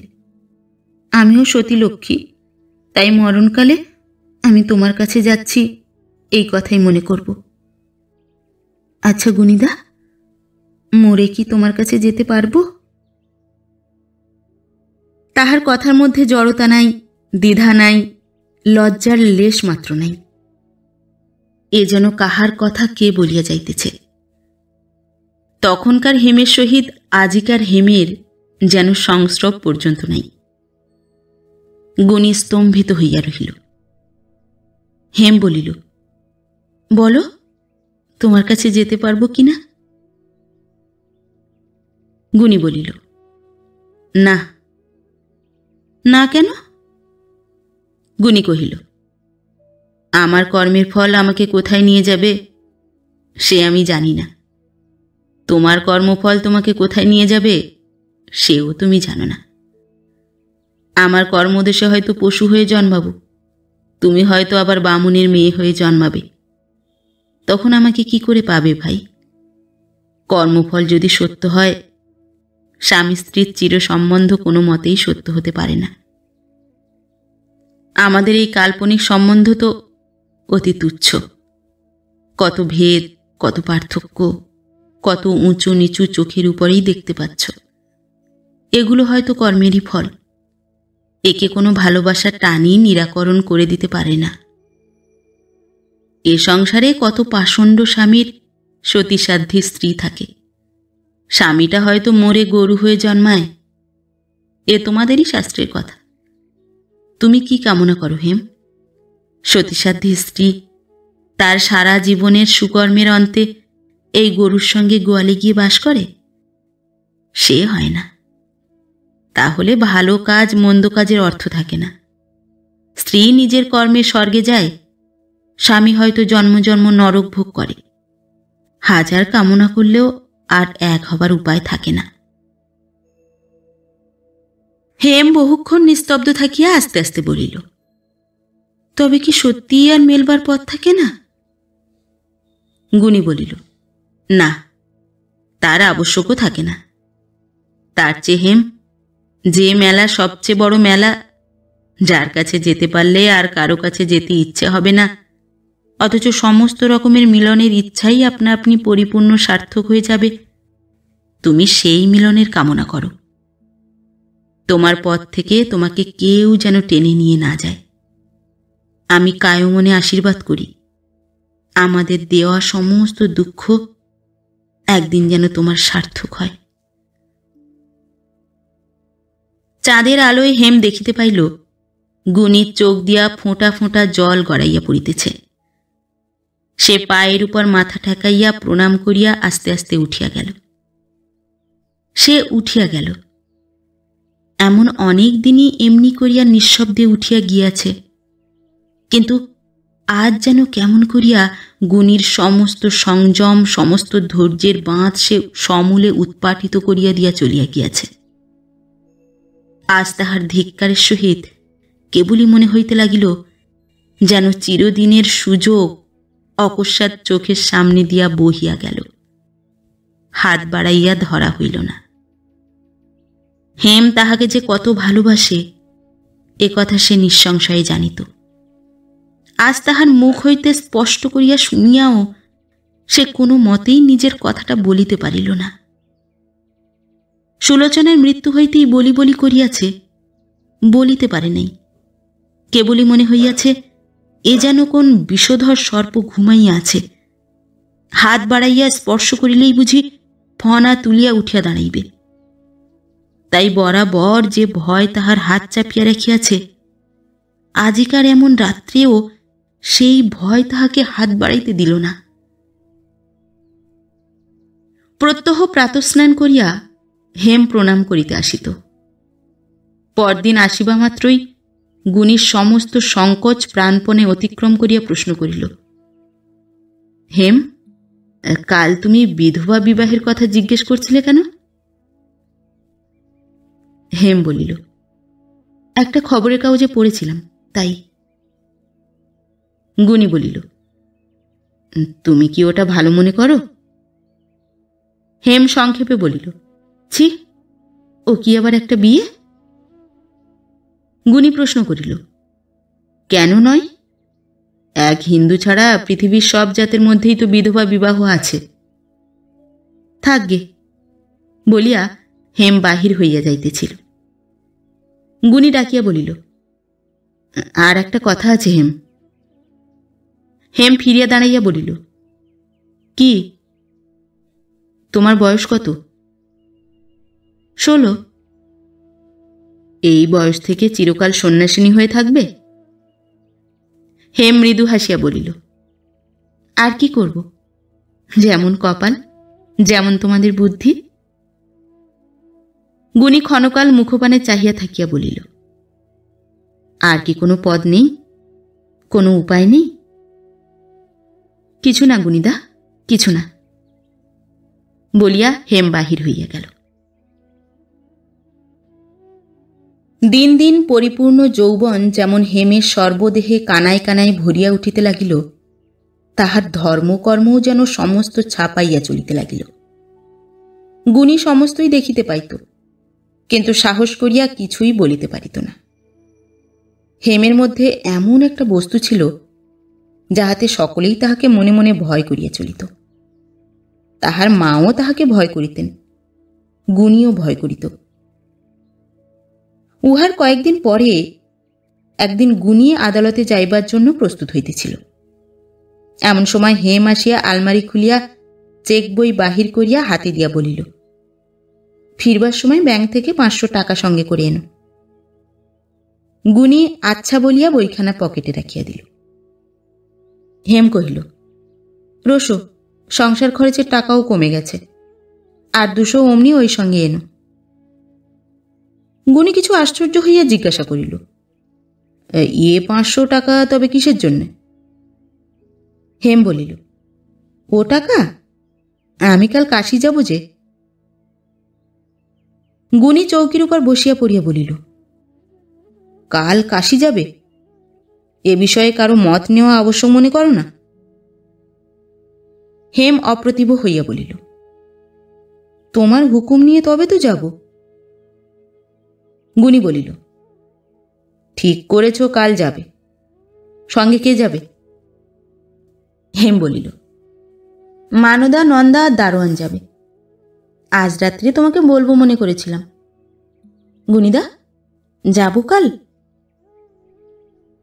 আচ্ছা, যেও বলিয়া গুণী আদালতে চলিয়া গেল। সন্ধ্যার পরে হেম নোট, টাকা, চাবি বন্ধ করিয়া রাখিয়া গুণীর কাছে আসিয়া বলিল, কাল যাওয়া হলো না। কেন? আজ দুপুরবেলা বামুন ঠাকুরের ঘর থেকে টেলিগ্রাফ এসেছিল। তার মায়ের ব্যামো। আমি 3 মাসের মাইনে দিয়ে তাকে ছুটি দিয়েছি। সে চলে গেছে। রাঁধবে কে? যতদিন লোক না পাওয়া যায় ততদিন আমিই রাঁধব। গুণীদা, তুমি একটি বিয়ে করো। কেন? কেন আবার কি? বিয়ে করবে না? সংসার চালাবে কে? তোমাকে দেখবে শুনবে কে? তুমি। হেম হাসিয়া বলিল, আমি বুঝি চিরকাল এই সংসার ঘাড়ে করে থাকব? আমাকে কাজ করতে হবে না? আমাকে দেখাশোনা বুঝি কাজ নয়? হেম হাসি মুখে বলিল, তোমার সঙ্গে তর্ক করে আমি পারিনি। না না, সে হবে না। তোমাদের বেশ বড় মেয়ে পাওয়া যায়। দেখে শুনে একটি বিয়ে করো। আমি তার হাতে সংসার দিয়ে কাশি যাই। গুণী বলিল, আচ্ছা, তুমিও একটি বিয়ে করো, আমিও করি। এইমাত্র হেম হাসিতেছিল। এক মুহূর্তে তাহার সমস্ত হাসি যেন উড়িয়া গেল। সে গম্ভীর হইয়া বলিল, ছি, ও কি তামাশা গুণীদা! কোনোদিন ও কথা মুখেও এনো না। গুণী আর কথা কহিতে পারিল না। মুখপানে চাহিয়া নিস্তব্ধ হইয়া রহিল। হেম উঠিয়া গেল। মাস 2 কাশি থাকিয়া গুণীর অসুখের সংবাদ পাইয়া হেম বাড়ি আসিল। সে আসিয়া না পড়িলে অসুখ হয়তো কঠিন হইয়া দাঁড়াইত। আসিয়া শুশ্রূষা করিয়া কিছুদিনের মধ্যেই তাহাকে সুস্থ করিয়া তুলিল। বাহিরে মুষলধারে বৃষ্টি পড়িতেছিল। গুণী শয্যার উপর বসিয়া শার্শির ভিতর দিয়া তাহাই দেখিতেছিল, আর ভাবিতেছিল হেমের কথা।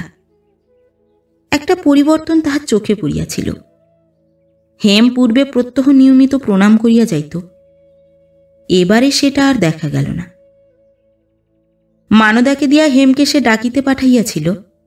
মানদা আসিয়া বলিল, দিদি ঠাকুরন জপ করছেন। ঘণ্টা 2 পরে হেম ঘরে ঢুকিয়া বলিল, আমাকে ডাকছিলে? গুণী বলিল, হ্যাঁ, একটু বসো। হেম কহিল, কিন্তু এখনো যে আমার জব সারা হয়নি। 2 ঘণ্টাতেও জব সারা হয়নি? 2 ঘণ্টাতে কি হবে?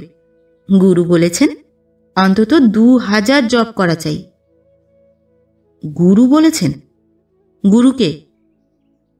হেম বলিল, আমি যে এবার কাশীতে মন্ত্র নিয়েছি, আমার গুরু কাশীবাসী সন্ন্যাসী।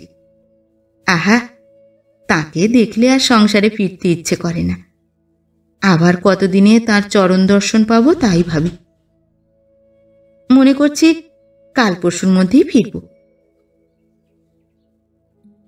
গুনি কিছুক্ষণ চুপ করিয়া থাকিয়া বলিল, কাল পরশুর মধ্যে কি করে ফিরবে? আমি তো এখনো বেশ সারিনি হেম, আমাকে দেখবে কে? হেম একটু অপ্রতিভ হইয়া বলিল, ও কিছু নয়, ওটুকু 2 দিনেই সেরে যাবে। গুনি বলিল, অন্তত সে 2 দিন তো তোমাকে থাকতে হবে। আচ্ছা, না হয় থাকব, বলিয়া হেম চলিয়া যাইতেছিল। গুনি ডাকিয়া বলিল, শোনো, কাল পরশুই যেও, কিন্তু আবার কতদিনে ফিরবে? এখন বোধহয় শীঘ্র ফিরতে পারবো না। আমাকে তুমি মাসে 100 টাকা করে পাঠিও, তাতেই চলে যাবে, তার কমে হবে না। গুনি বলিল, টাকার কথা তো হচ্ছে না হেম, তোমার 100 টাকার জায়গায় 200 টাকা লাগলেও আমি পাঠাবো, কিন্তু সত্যিই কি তুমি আর ফিরবে না? কি করতে আর ফিরব? যদি আমার মৃত্যু সংবাদ পাও তাহলে ফিরবে? হেম ব্যথিত হইয়া বলিল, ও কি কথা গুনিদা? গুনি বলিল, বলা যায় না ভাই, তাই সময় থাকতে বলে রাখা ভালো। আমার উইলের মধ্যে তোমাকে টাকা দেবার ব্যবস্থা থাকবে, আর থাকবে এই বাড়িটা। যদি কখনো এদেশে আসো, এই বাড়িতে এই ঘরে শুয়ো, এই আমার অনুরোধ। হেম কি একটা কথা বলিতে যাইতেছিল, কিন্তু তাহা চাপিয়া গিয়া বলিল, আমি বলছি গুনিদা, তোমার কোনো ভয় নেই, এখন শরীরটা দুর্বল বলেই ওসব মনে হচ্ছে। বোধ হয় তাই হবে, বলিয়া গুনি বাহিরের বৃষ্টির দিকে চাহিয়া রহিল। হেম বিষণ্ণ মুখে বাহির হইয়া গেল। সন্ধ্যার কিছু পরে দ্বারের বাহির হইতে ঘরের মধ্যে অন্ধকার দেখিয়া হেম রাগিয়া উঠিয়া বলিল, নন্দা, বাবুর ঘরে আলো জ্বেলে দিসনি? গুনি ভিতর হইতে কহিল, আমি মানা করেছিলাম। নন্দা ছুটিয়া আসিলে হেম তাহাকে একটা সেজ জ্বালিয়া আনিতে বলিয়া অন্ধকার ঘরের মধ্যে ঠাহর করিয়া গুনির পায়ের কাছে খাটের উপর গিয়া বসিল। নন্দা ঘরে আলো জ্বালিয়া দিয়া গেলে হেম গুনির পায়ের উপর হাত রাখিতেই সে পা সরাইয়া লইল। হেম ব্যথা পাইয়া বলিল, তুমি কি আর আমাকে পায়ে হাত দিতে দেবে না? গুনি বলিল, কাজ কি ভাই, তোমার গুরুর হয়তো নিষেধ থাকতে পারে। হেম বুঝিল যে সে আসিয়া অবধি পায়ের ধুলা লয় নাই, গুনি তাহার লক্ষ্য করিয়াছে, কিন্তু উত্তর দিতেও পারিল না, চুপ করিয়া রহিল। কিছুক্ষণ পরে বলিল, গুনিদা, আমার উপর রাগ করেছ? আমি কি কোনোদিন তোমার উপর রাগ করেছি হেম? হেম তৎক্ষণাৎ অনুতপ্ত হইয়া বলিল, কোনোদিন না, কিন্তু আজ ওসব কথা বলছিলে কেন? কি কথা ভাই? উইল করার কথা, আরো কত কি কথা। আমি বলছি গুনিদা, তুমি ভালো হয়ে যাবে, তুমি কিছু ভয় করো না। গুনি একটুখানি হাসিয়া বলিল, ভালো না হয় আমার কি খুব ভয় বলে তোমার মনে হয়? হেম কাঁদো কাঁদো হইয়া বলিল, তোমার পায়ে পড়ি, তুমি ওসব কথা বলো না। তুমি ভালো না হলে আমি বাঁচব কি করে? তুমি চলে গেলেই বা আমি বাঁচব কি করে? তাই যদি ধরে রাখি, যদি যেতে না দিই।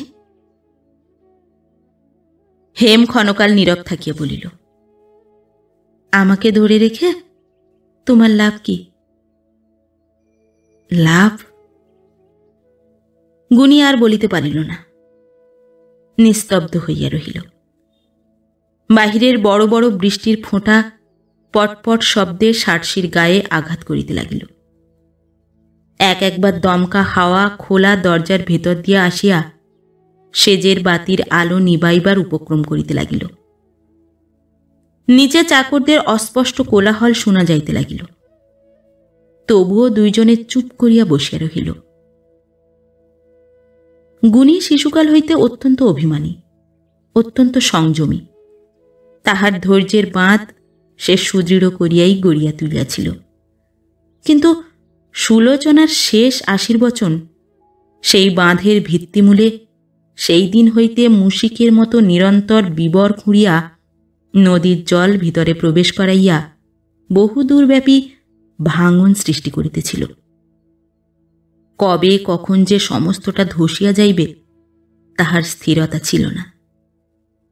উন্মত্ত বাহ্য প্রকৃতির দিকে চাহিয়া একবার সে গোড়া হইতে শেষ পর্যন্ত কথাগুলা আলোচনা করিয়া দেখিতে চাহিল, কিন্তু তাহার রুগ্ন দেহ, দুর্বল মস্তিষ্ক কোনো কথাই যেন পরিষ্কার করিয়া বুঝিতে দিল না। হেম হঠাৎ বলিল, গুনিদা, চুপ করে রইলে যে, কি ভাবছ? কিছু না, কিছু না। আমার কথা তোমাকে বলবার নয়, তুমি বুঝবে না। কিন্তু যদি কোনোদিন তোমার মতি ফেরে, আর তখনও যদি আমি বেঁচে থাকি, এসো। হেম একটু সরিয়া বসিয়া বলিল, আমি সমস্ত বুঝেছি। হা অদৃষ্ট, যে রক্ষক সেই ভক্ষক। শেষকালে তুমিই আমাকে দুর্গতির পথে টেনে আনতে চাও? গুনি এতক্ষণ একটা মোটা বালিশে হেলান দিয়াছিল। তাহার চোখ জ্বলিয়া উঠিল। উঠিয়া বসিয়া বলিল, ছি হেম, বুঝে কথা কও, ও কি বলছ? হেম তড়িৎ বেগে উঠিয়া দাঁড়াইয়া বলিল, বুঝেই বলছি। তুমি ঘুরিয়ে ঘুরিয়ে যা বলছ আমি স্পষ্ট করে তোমার মুখের সামনেই তা বলি। তুমি আমাকে নষ্ট করতে চাও। বিধবার আবার বিয়ে কি গুনিদা? আমি এত শিশু নই যে ধর্মের ভান করলেই অধর্মের পথে পা বাড়িয়ে দেব। আমি তোমার টাকা চাইনি, আশ্রয় কিছু চাইনি। আমার শ্বশুরবাড়িতে ফিরে গিয়ে উঠান ঝাঁট দিয়ে খাই, সেও ভালো। কিন্তু এ ঐশ্বর্যে আমার কাজ নেই। এ কুমতি আমার যেন না হয়। সেদিন বুদ্ধি তোমার ছিল কোথায়? সেদিন এমনি করে বলতে পারোনি? গুনি স্থির হইয়া বসিয়া বলিল, হেম, দোষ হয়েছে, আমাকে মাপ করো। আমি পীড়িত, সে কথাটা একবার ভাবো।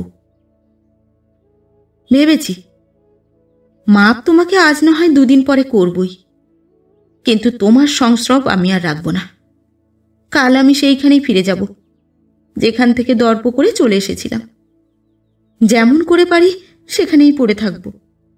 মনে করব সেই আমার কাশী, সেই আমার বৈকুণ্ঠ। তুমিও আমাকে মাপ করো গুনিদা, আমি চললাম।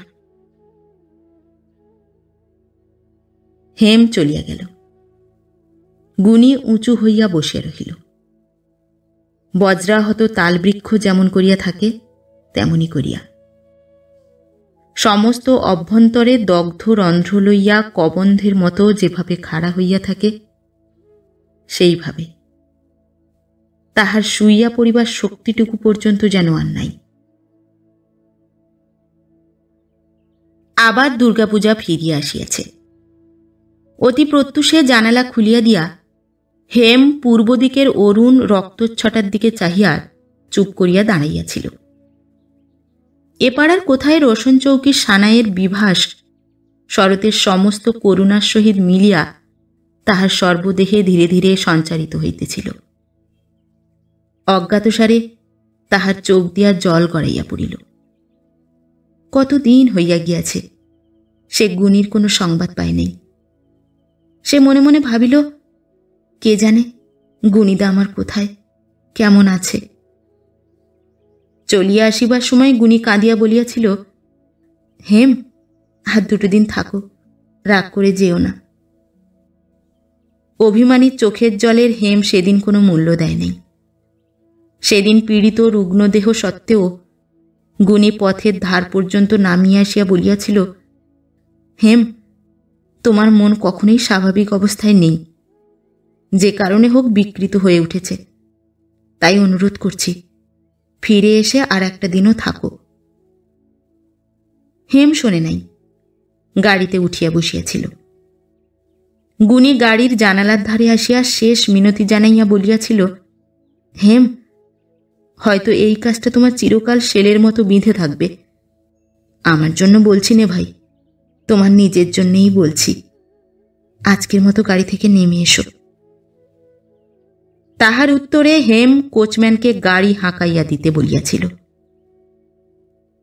হেম ফিরিয়া আসিয়া বিছানায় শুইয়া পড়িল এবং অনেকক্ষণ ধরিয়া কাঁদিয়া কাঁদিয়া মাথার সমস্ত চুল ভিজাইয়া শেষে ঘুমাইয়া পড়িল।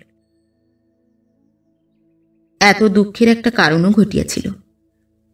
তীর্থে যাইবার সংকল্প করিয়া সে কাল দাসীকে দিয়া বাটির সরকারের নিকট 50টি টাকা চাহিয়া পাঠাইয়াছিল। সরকার ফিরাইয়া দিয়া বলিয়া পাঠাইয়াছিল, ছোটবাবুর হুকুম ব্যতীত দিতে পারিবে না। হেম দেবরের সহিত কথা কহিত না, আড়ালে দাঁড়াইয়া বলিয়াছিল, আমি চেয়ে পাঠালে কি 50টা টাকা সরকার দিতে পারে না? দেবর উত্তর করিয়াছিল, না, আপনি শুধু গ্রাসাচ্ছাদনের অধিকারিণী, টাকা পেতে পারেন না। হেম বলিয়াছিল, কি পেতে পারি না পারি সে আমি জানি ঠাকুরপো। তোমার সঙ্গে টাকার জন্য বিবাদ করতে, মামলা মোকদ্দমা করতে আমার প্রবৃত্তি হয় না। কিন্তু আমাকে অত নিরুপায় তুমি মনে করো না। এনে দিতে ইচ্ছে হয় দাও, না হলে বলছি তোমাকে, টাকার যদি কোনো জোর থাকে, শত্রুতা করে আমি তোমার বাড়ির এক একটা ইঁট তুলে নিয়ে গিয়ে ওই গঙ্গার জলে ভাসিয়ে দিয়ে আসব। তাহার কিছুক্ষণ পরেই টাকা আসিয়া পৌঁছিল, কিন্তু হেম গ্রহণ করিল না। রাগ করিয়া উঠানের মাঝখানে ছড়াইয়া ফেলিয়া দিয়া ঘরে দৌড় দিয়া শুইল। সমস্ত দিন খাইল না, উঠিল না, মনে মনে কাহাকে স্মরণ করিয়া কাঁদিতে লাগিল। বেলা তখন 7টা বাজিয়া গিয়াছে। তখন ঘুম ভাঙিয়া উঠিয়া স্নান সারিয়া আসিয়া হেম আহ্নিক করিতে বসিতেছিল। দাসী আসিয়া সংবাদ দিল, বৌমা, তোমার ভাইয়ের বাড়ি থেকে 4-5 জন তত্ত্ব নিয়ে এসেছে। বলিতে বলিতেই মানদা আসিয়া প্রণাম করিল। হেম একবার মাত্র তাহার মুখপানে চাহিয়া সব ভুলিয়া ছুটিয়া গিয়া তাহার গলা জড়াইয়া ছেলে মানুষের মতো কাঁদিয়া উঠিল। কাল হইতেই তাহার চোখের জল শুকায় নাই। আজ অকস্মাৎ মানদাকে পাইয়া তাহার প্রায় 1 বৎসরের রুদ্ধ অশ্রু বন্যার মতো সব ভাসাইয়া দিল। মানদাকে নিজের ঘরের মধ্যে টানিয়া লইয়া গিয়া বলিল, গুণীদা কি চিঠি লিখে দিয়েছে, আমাকে দে। মানদা কহিল, তিনি তো চিঠি দেননি। হেম যেন বিশ্বাস করিতে পারিল না, বলিল, দেননি? মানদা বলিল, না দিদিমণি, তিনি কি উঠতে পারেন যে চিঠি লিখবেন? হেম পাংশু হইয়া গিয়া বলিল, উঠতে পারেন না? কি হয়েছে তার? তুমি কিছু জানো না? না, বল। মানদা বলিল, আর কি বলবো, বলিয়াই কাঁদিতে লাগিল। হেম রুক্ষভাবে বলিল, কাঁদিস পরে, এখন বল। সে কাঁদিতে কাঁদিতে বলিল, বলবার কিছুই নেই দিদি।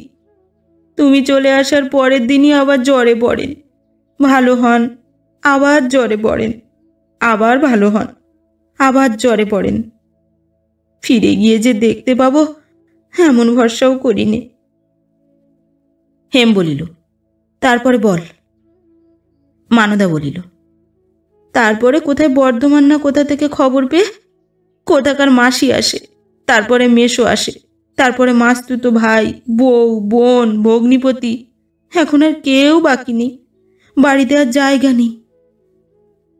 আমি সব বিদেয় করব। তারপর খাচ্ছে, দাচ্ছে, বসে আছে। বাবু উপরে পড়ে আছেন, না ডাক্তার, না বদ্যি, না ওষুধ, না পত্তি। শুনি হাওয়া বদলালে ভালো হয়, তা নিয়ে যায় কে?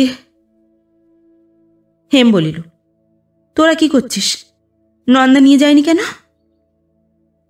মানদা কপালে করাঘাত করিয়া বলিল, সেই বাবুর অনেক দিনের চাকর, তাকে মেসোবাবুর ছেলে অভয় মেরে তাড়িয়ে দিয়েছে। ছোঁড়া আবার মদ খায়। এক একদিন বাড়িতে এসে এমন হাঙ্গামা করে যে ভয়ে কেউ বেরুতে পারে না। তাকে আমাদের বাবু পর্যন্ত ভয় করেন।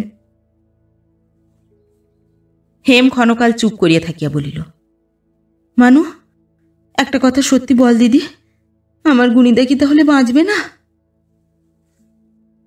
মানদা বলিল, কেন বাঁচবেন না দিদি? দেখালে শোনালে চেষ্টা করলে নিশ্চয়ই ভালো হবেন, কিন্তু অমন করে ফেলে রাখলে আর কদিন?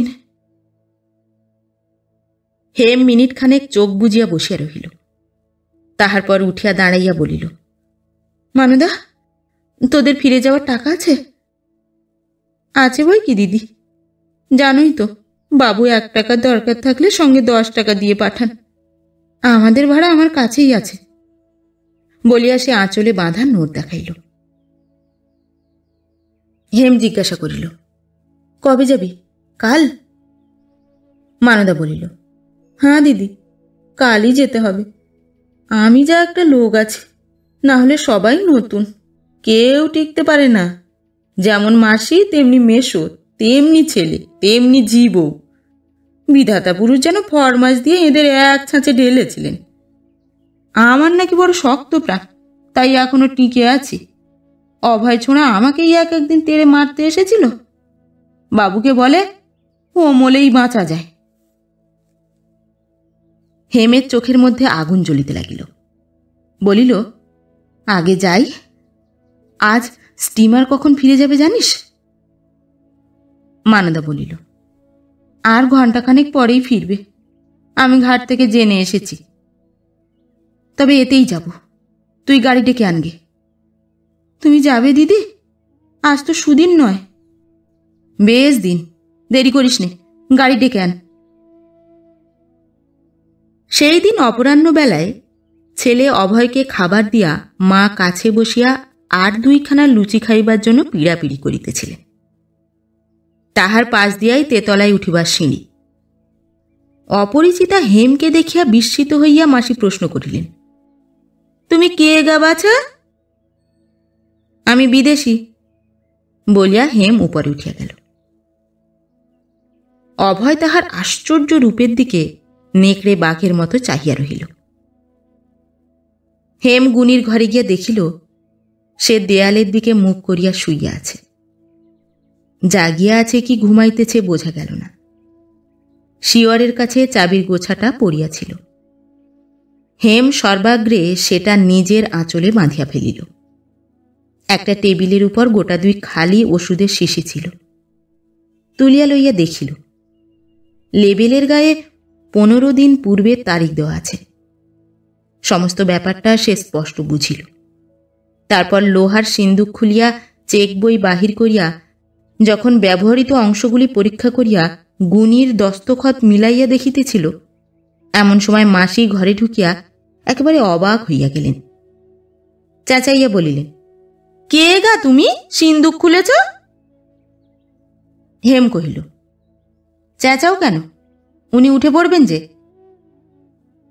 মাসি আরও চেঁচাইয়া উঠিয়া বলিলেন, চেঁচাই কেন? গুণী জাগিয়াছিল, পাশ ফিরিল।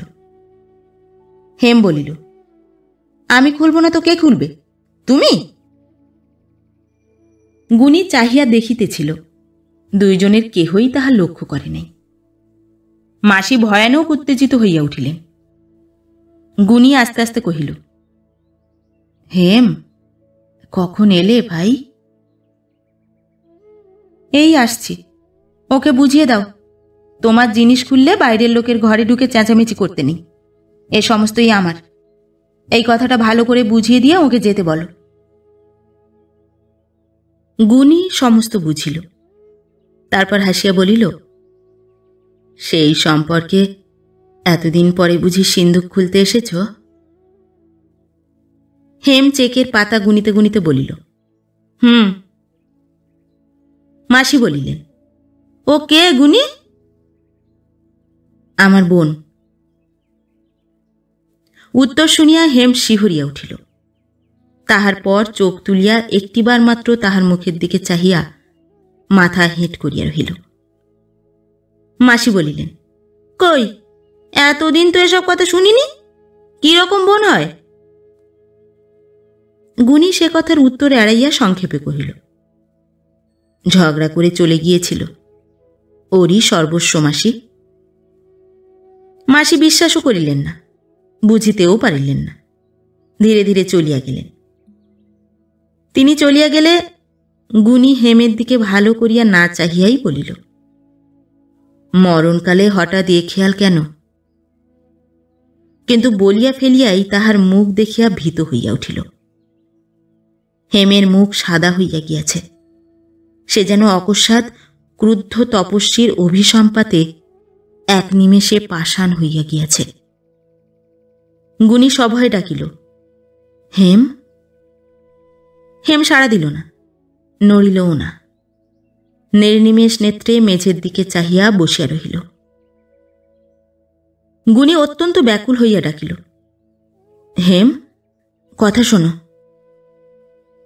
হেম তদুত্তরে একটা দীর্ঘ নিঃশ্বাস ফেলিয়া স্থির হইয়া রহিল। গুনি শয্যার উপর কোনো মতে উঠিয়া বসিল। তাহার পর খাট হইতে নামিয়া ধীরে ধীরে অতি ক্লেশে হেমের সম্মুখে আসিয়া দাঁড়াইতেই সে একেবারে উপুর হইয়া পড়িয়া তাহার দুই পায়ের মধ্যে মুখ লুকাইয়া কাঁদিয়া উঠিল। বিনা অপরাধে আমাকে সবাই শাস্তি দেয়, তুমিও দেবে, এই যে আমি স্বপ্নেও ভাবতে পারিনি। গুনি নির্বাক হইয়া রহিল। শ্রাবণের আকাশ ভরা মেঘের মতো বিপর্যস্ত কালো চুলে তাহার দুই পা ঢাকিয়া গিয়াছে। তাহার প্রতি চাহিয়া সে কিছুক্ষণ স্থির হইয়া রহিল। তারপর ধীরে ধীরে বসিয়া পড়িয়া হেমের মাথার উপর ডান হাত রাখিয়া শান্ত কণ্ঠে কহিল, তোমাকে শাস্তি দেব কি হেম? আমাকে ভালোবেসেছিলে বলে আমি আমাকেও শাস্তি দিইনি। এ শাস্তি নয় বোন, 4 বৎসরের বড় দুঃখের পর মরণের আগে যে শান্তি পেয়েছি, শেষ দিনে আমি সে দুর্লভ বস্তুটিই তোমাকে দিয়ে যাব।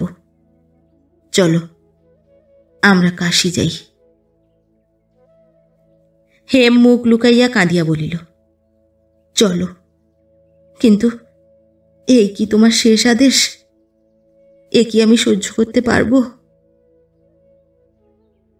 গুনি বলিল, পারবে।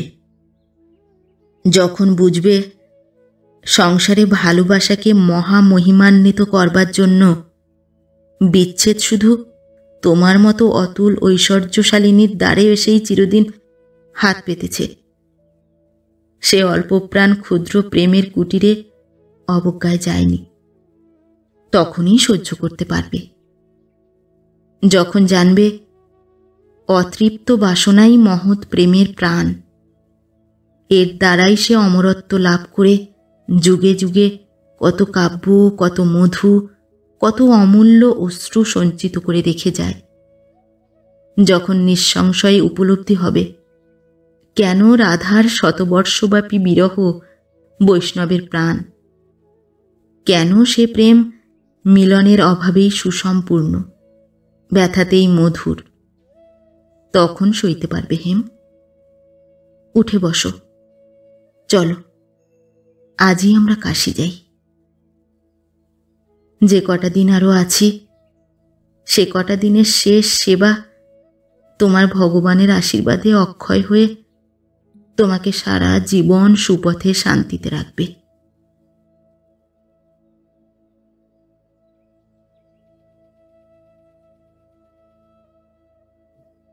নমস্কার। পরবর্তী গল্প নিয়ে খুব শিগগির ফিরে আসছি। ততক্ষণ সবাই ভালো থাকবেন, সুস্থ থাকবেন। গল্প পাঠ কেমন লাগলো অবশ্যই কমেন্ট করে জানাবেন, এবং ভিন্ন ভিন্ন স্বাদের অডিও স্টোরি শোনার জন্য অবশ্যই চ্যানেলটি সাবস্ক্রাইব করবেন। ধন্যবাদ।